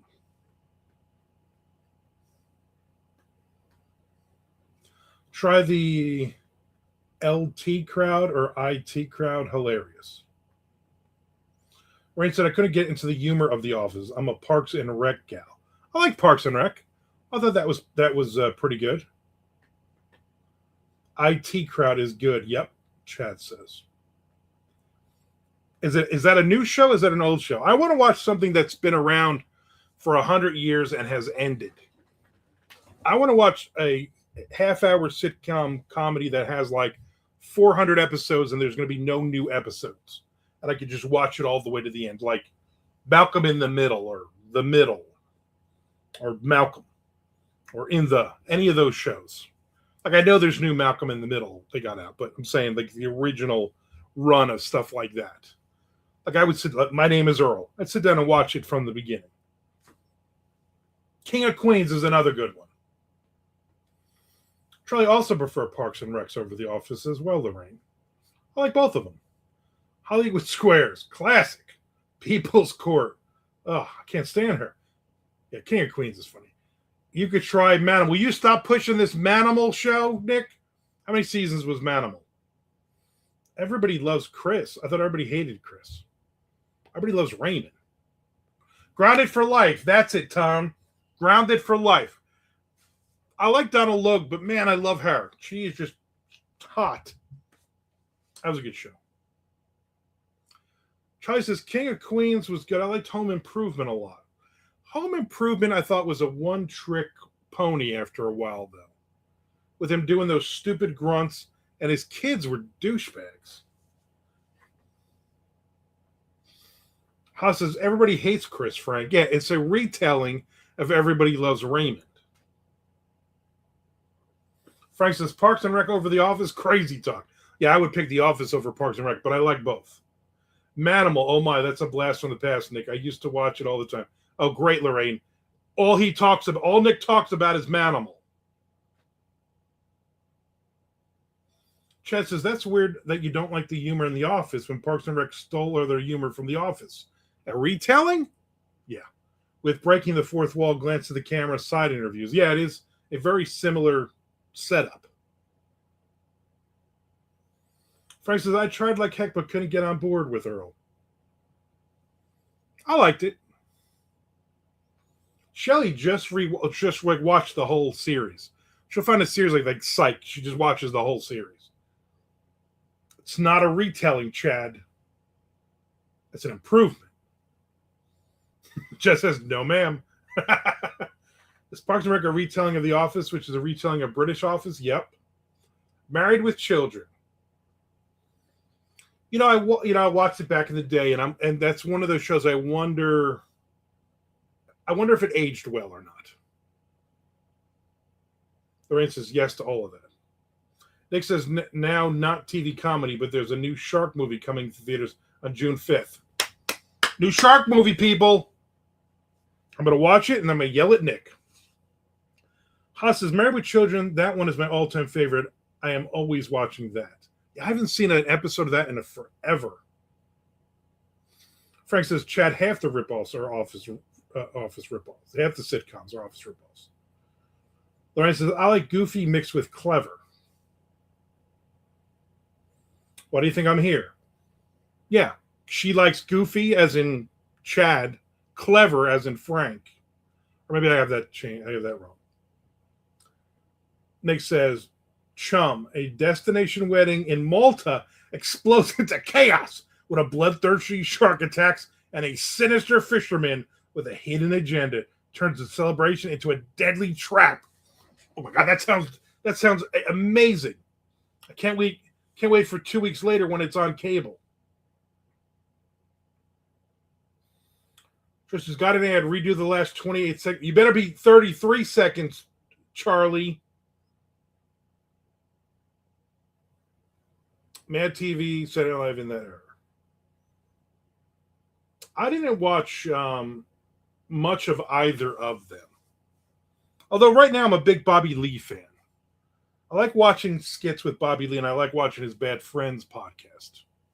Him and Andrew. So I was never a Saturday Night Live fan. Like, I'd watch some of them, but I was never a huge fan. My buddy Frank, not Edler, Frank Valenti. Every Saturday night I would go over his house, or he'd come over. We'd have to watch it. It would be like a big thing for him. I'm like, that wasn't funny. Haas says, sounds like a retelling of Jaws, Nick. I think they all are. I'm pretty sure Pluto has a Married with Children channel. Is Pluto a planet again or not? Married with Children is a retelling of All in the Family. There you go. Now, don't confuse it with the Chum of 2024 that ranked a 3.8. No, this will be like a 3.6. Tom Duffy is on the drugs. All in the Family was a retelling of a British sitcom. Lorraine said, I liked All in the Family better. All in the Family was a retelling of Friends. Chad says, Armand and I nearly 10 years older than both Archie Bunker and Mr. Roper. They did not age well in the 70s. No. It's funny, right? Isn't it funny watching all those shows like the Golden Girls, what their real ages were, and pictures of them, not in the show, but as they're related. I'm like, oh my God, like she was 55? She looked 100. I believe that British sitcom is a retelling of the Epic of Gilgamesh. I'm sure Haas likes it. I'm sure nobody else does.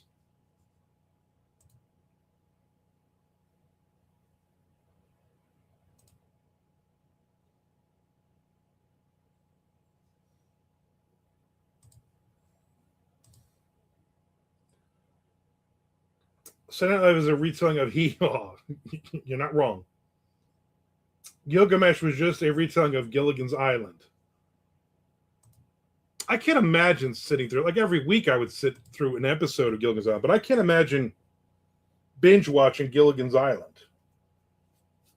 Because it's basically the same episode every single week. That's so true, Chad. What's with the old person vibes they all had back then at our young age? Yeah, I don't get it. Like you're onto something, Haas, Charlie says. My favorite Gilligan's Island episode is one where they thought the island was haunted. And then they outmaneuver the supposed ghost. Spoiler alert if you haven't seen that episode. It was a Russian guy running around with a sheet over him to make like he was a ghost so they would leave the island because they wanted the island. And then when they get they realize what's going on, then they start running around doing it. And he says on the radio, he says, I hear feet steps. Feet steps? He says, this island, she's a haunted. Then he jumps in the water and just swims away. I'm like, so this guy can just jump in the water and just swim away and he's fine, but none of them could jump in the water and swim away. Haas says, I'm the expert on retellings, Charlie. Yep. Buck Rogers. Okay, Buck. Beta. I wonder how that aged. I can't imagine that aged all that well. Like the original Buck Rogers.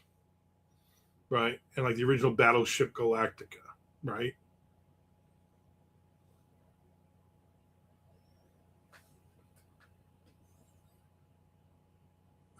For instance, the Russian Cosmonaut one is great. They're all great. Nick says, they beat the ghost? There goes my evening plans. Now I'll watch more Manimal. I think it was a generation that embraced their age more than we do these days. Plus, everyone smoked, and that ages you big time. Yeah. Oh, and who was that band that landed on the island to practice away from their screaming fans? Or when the Harlem Globetrotters came to the island?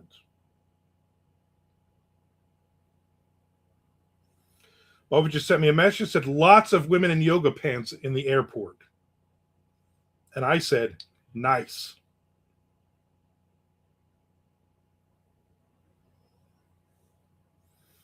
And this says, we help owners obtain business capital. Is Project Entertainment Network interested?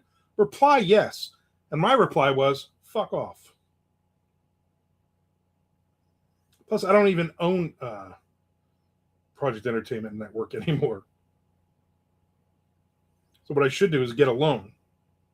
And they go, well, I don't know why you gave me a loan. I don't own that. Dark Shadows, anyone? I don't think I've ever seen an episode. Nick only smokes on the dance floor when he's out there cutting a rug. Chad says, I like the Jekyll Hyde episode of Gilligan, as well as the giant caterpillar monster that's really a parachute. I mean, you can't name a bad Gilligan's Island episode, though.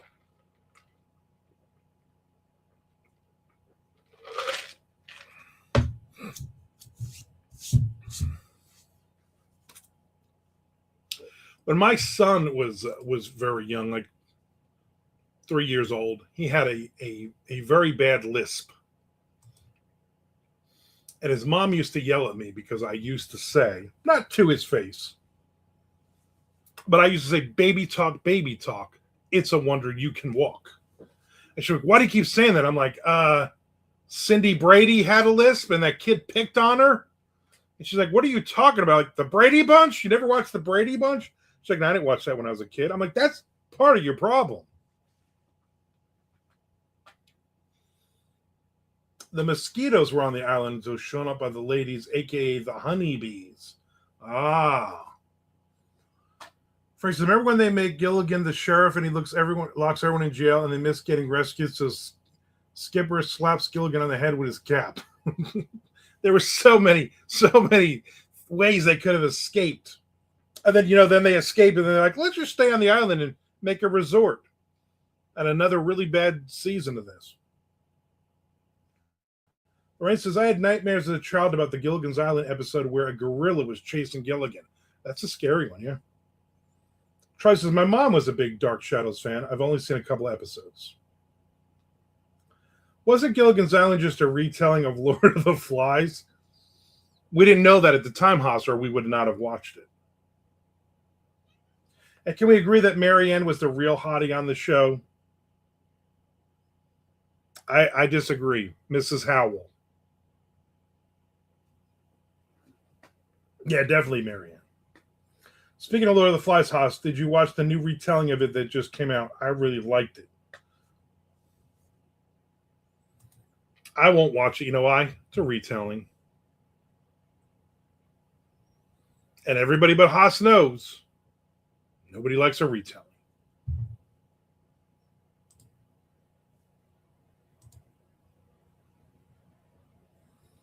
I mean, I really don't know if Haas knows that, but I'm just going to throw it out there.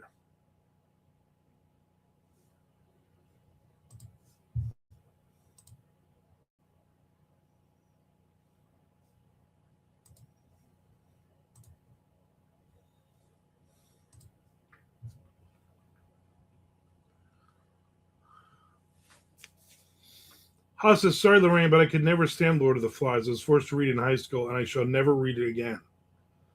Right, so I was trying to remember if the same actor was in Dark Shadows and Manimal. Nick would know.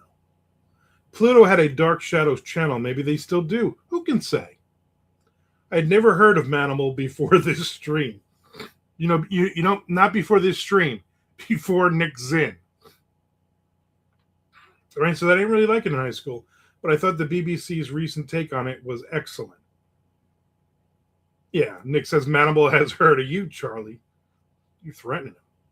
Manimal is just a retelling of MacGyver. There, I said it. It does, right? Charlie, doesn't that sound threatening? I read Lord of the Flies in junior high, I believe in 8th grade. Or maybe 7th grade. I liked it. We also then watched the movie. Whatever version of it was out then. I don't think it was the new one now from 2026. I believe it was the one from 1986. Piggy's got the conch. That's the only thing I remember from that.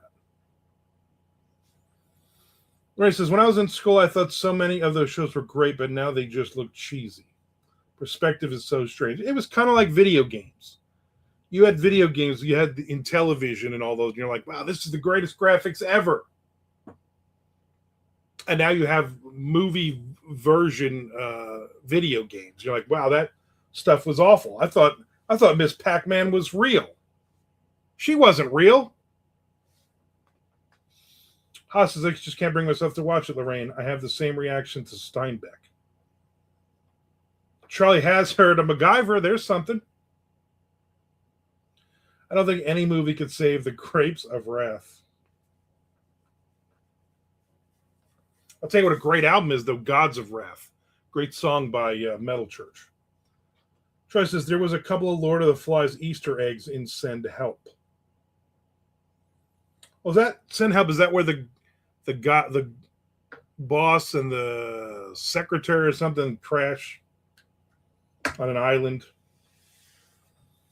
And then Tom Hanks is talking to a volleyball at the other end of the beach. Troy says, you don't like Steinbeck, Haas? I don't think he does. I think if Steinbeck was sitting in front of Haas right now, he'd punch him in the nose.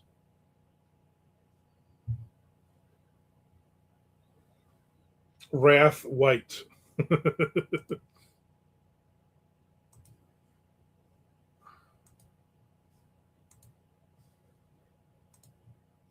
Nothing personal against Steinbeck, but I moved around a lot in school, and every damn school I went to was reading Steinbeck. Eventually, I became allergic.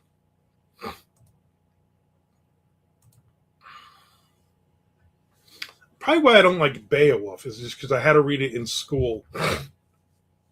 And he had to answer all these dumb questions about it. I'm like, I don't know.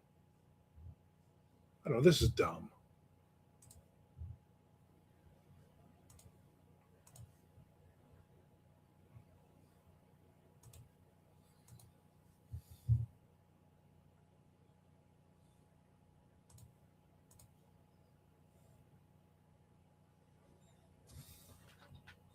Just yes, they crashed on a jungle island and have to survive. No Tom Hanks, unfortunately. Oh, I thought it was Tom Hanks in a volleyball. I'm not watching it then.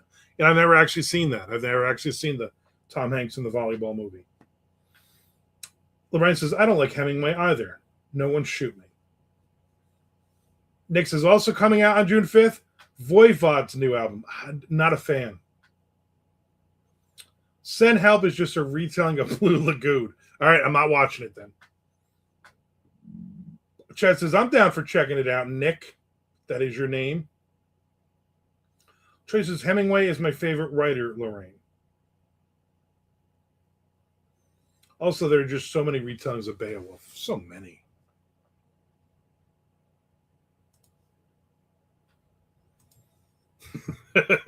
You're getting Haas upset again. He finally cooled down.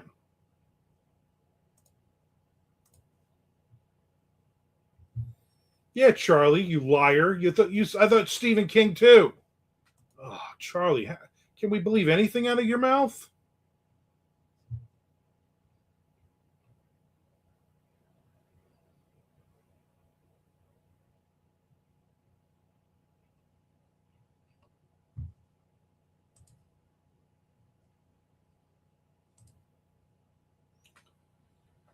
Castaway is a great movie once he's stranded on the island.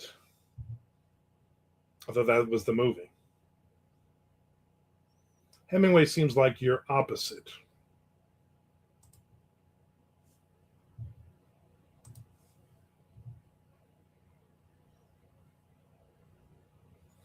My favorite dad joke was always whenever somebody new would start, when I was the footwear manager at J.C. Penney, I would say to the new person, do me a favor, go back there and find me a henway. And they would say, what's a henway? And then we'd all say, about 7 pounds. And then we would laugh. And then they wouldn't get it. I said, what's a hen weigh? As in weight. Oh, okay. And then the next person would start. And then we would do the same funny joke. Trish says, no, King was my favorite writer in high school, and he's the reason I wanted to be a horror writer. King is still in my top 10.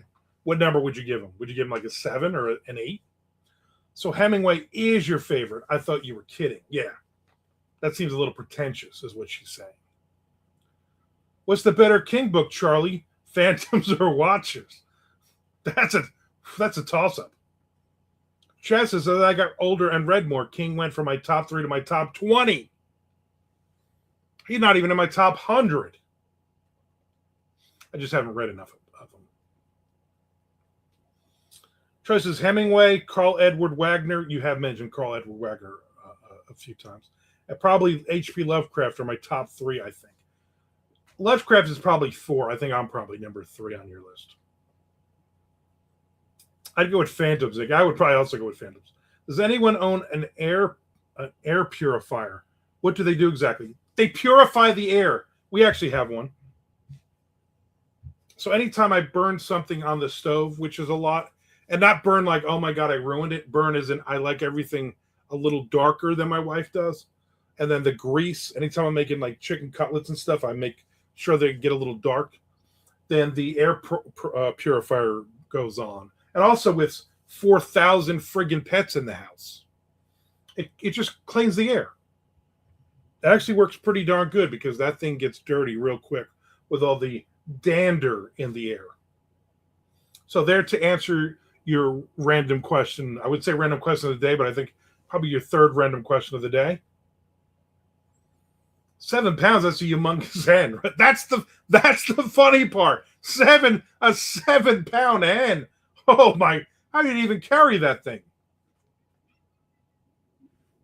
What? What do you want? I don't want to carry you. You little son of a bitch. Here, fine. Here. Get up here. Don't claw me. Pain in my ass. Tom says, Carl Edward Wagner likes to pretend he was a biker until Joe Lansdale threatened to kick his ass. True story. Troy says, yeah, I did a video of my favorite non-horror books, and The Sun Also Rises is my number one. Haas says, they cost a lot, Chad. Yeah, not if you get a small. We got a small one. I mean, here's the thing, too. I'm rich, so I don't know what things really cost. It could be $1 million. Who knows? My wife pays for everything. But yeah, I'm a big fan of that air purifier, especially when Nick Zinn is here for MondoCon. I think he's running nonstop. Marie says, Hemingway had his merits for sure, but I always left the book thinking something was missing. I don't really know how much Hemingway I've actually read. I don't think I've ever read Carl Edward Wagner. I don't believe I have. I might have, but I don't believe I have. Trish says, Lorraine, his stories leave a lot behind the scenes for the reader to think about and try to figure out. I try to do some of that in my work, but a lot of times it doesn't work out. Yeah, I have no problem with that when it's not everything is there. You know what I mean? It's like the ending leaves you wondering. Whereas my wife hates that. She absolutely hates watching a show or reading a book and she's like, just what happened? Stop digging your claws into me. Stop. Pinch me one more time. I'm going to smack you in the head. For all these people. Wagner wrote the Kane books, a retelling of Conan.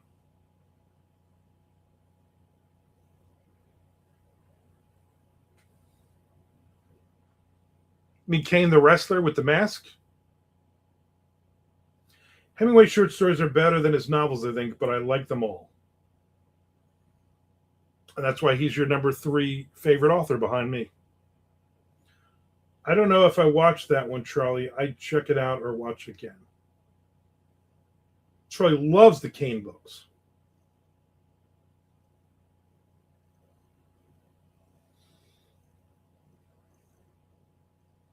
Wait, is he the one with the with those fantasy covers, like the Molly Hatchet covers and stuff? Is that writer? Nick prefers the Undertaker books. I can see that. I did like a couple of Hemingway short stories. All right, you got to get down. You keep clawing me. Look, you keep drawing blood.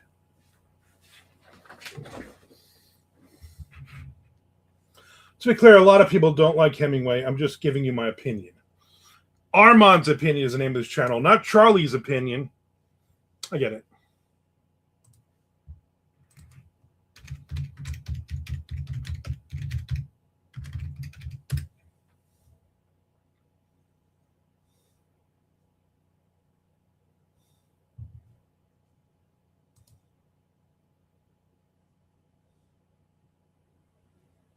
I guess I have read Carl Edward Wagner when I didn't realize he did the Conan books.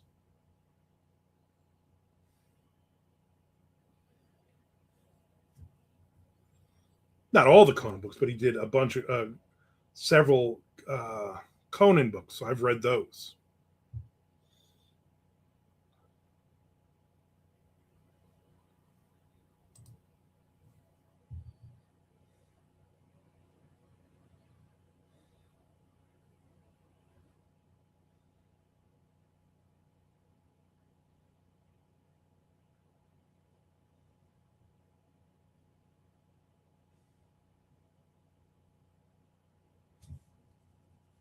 I get it.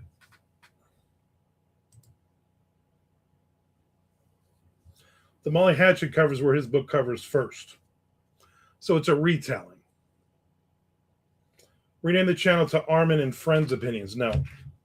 When it comes to opinion, I have no friends. Lauren says, I don't mind if everything isn't spelled out, but Hemingway left out something else. Hard to put a finger on. He left out the good part for you, obviously. Haas says, I second that, Charlie. You two do your own channel. Isn't Conan just a reimagining of Odd Thomas? God, you make such a valid point. Wagner has a great story titled Sticks that gets reprinted a lot. Chad says, just to be clear, pets are invited to MondoCon, right? Or if you find a random animal, just want to have Armand babysit it for a month or so, that's cool. No, not Armand babysit it. Shelly babysit it. That's right. You know why? We have an air purifier. Ryan says, plus I haven't read anything outside of Hills like White Elephant since high school. Tom Duffy says, Styx is one of the best short stories ever written. Ever. Written.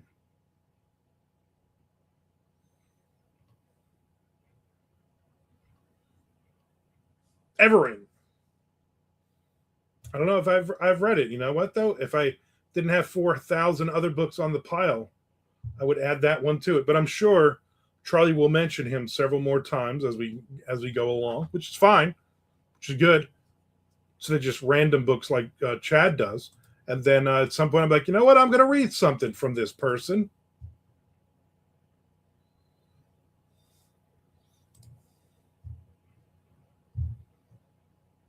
Give my opinions on things. Nick says, sure. Shelly baby says, as a cat claws Armin. Hey, watch your mouth, Nick. Hales Like White Elephant is a difficult story to understand that I don't think is one of his best, but is taught in school a lot, which I don't understand.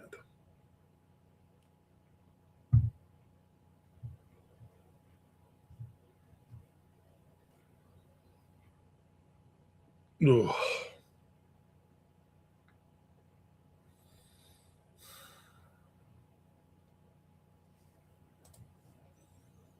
Well, it doesn't get mentioned enough, so I try to do my part. Well, you were doing your part, my friend. You were doing your part. All right. Oh, it's over 2 hours. I was going to do an hour and a half. I've done over 2 hours. I want to thank everybody for hanging out with me today. I will not see you tomorrow. I will see everybody on Wednesday, though. Wednesday. We will do this again. Thank you, everybody, for subscribing. Thank you to everybody who is watching 30 seconds or more of all these various ads. I appreciate it. I really do. Honestly, I appreciate it. Appreciate all the help. Appreciate us hanging around, hanging out. I'm interested in more Charlie mentioning Mr. Carl again 1,000 times. I'm looking forward Wednesday to Chad Lutsky to pick a random book out of the air and say, anybody read this book?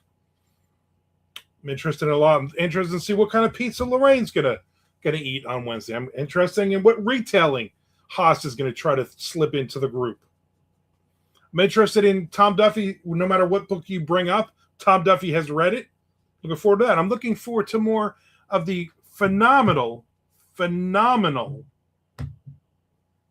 comedy workings of Frank Edler as well, as he reworks a little bit of his material and tries to get a better, solid 1 hour Netflix special stuff. I'm looking forward to Manimal being talked about, bandied about.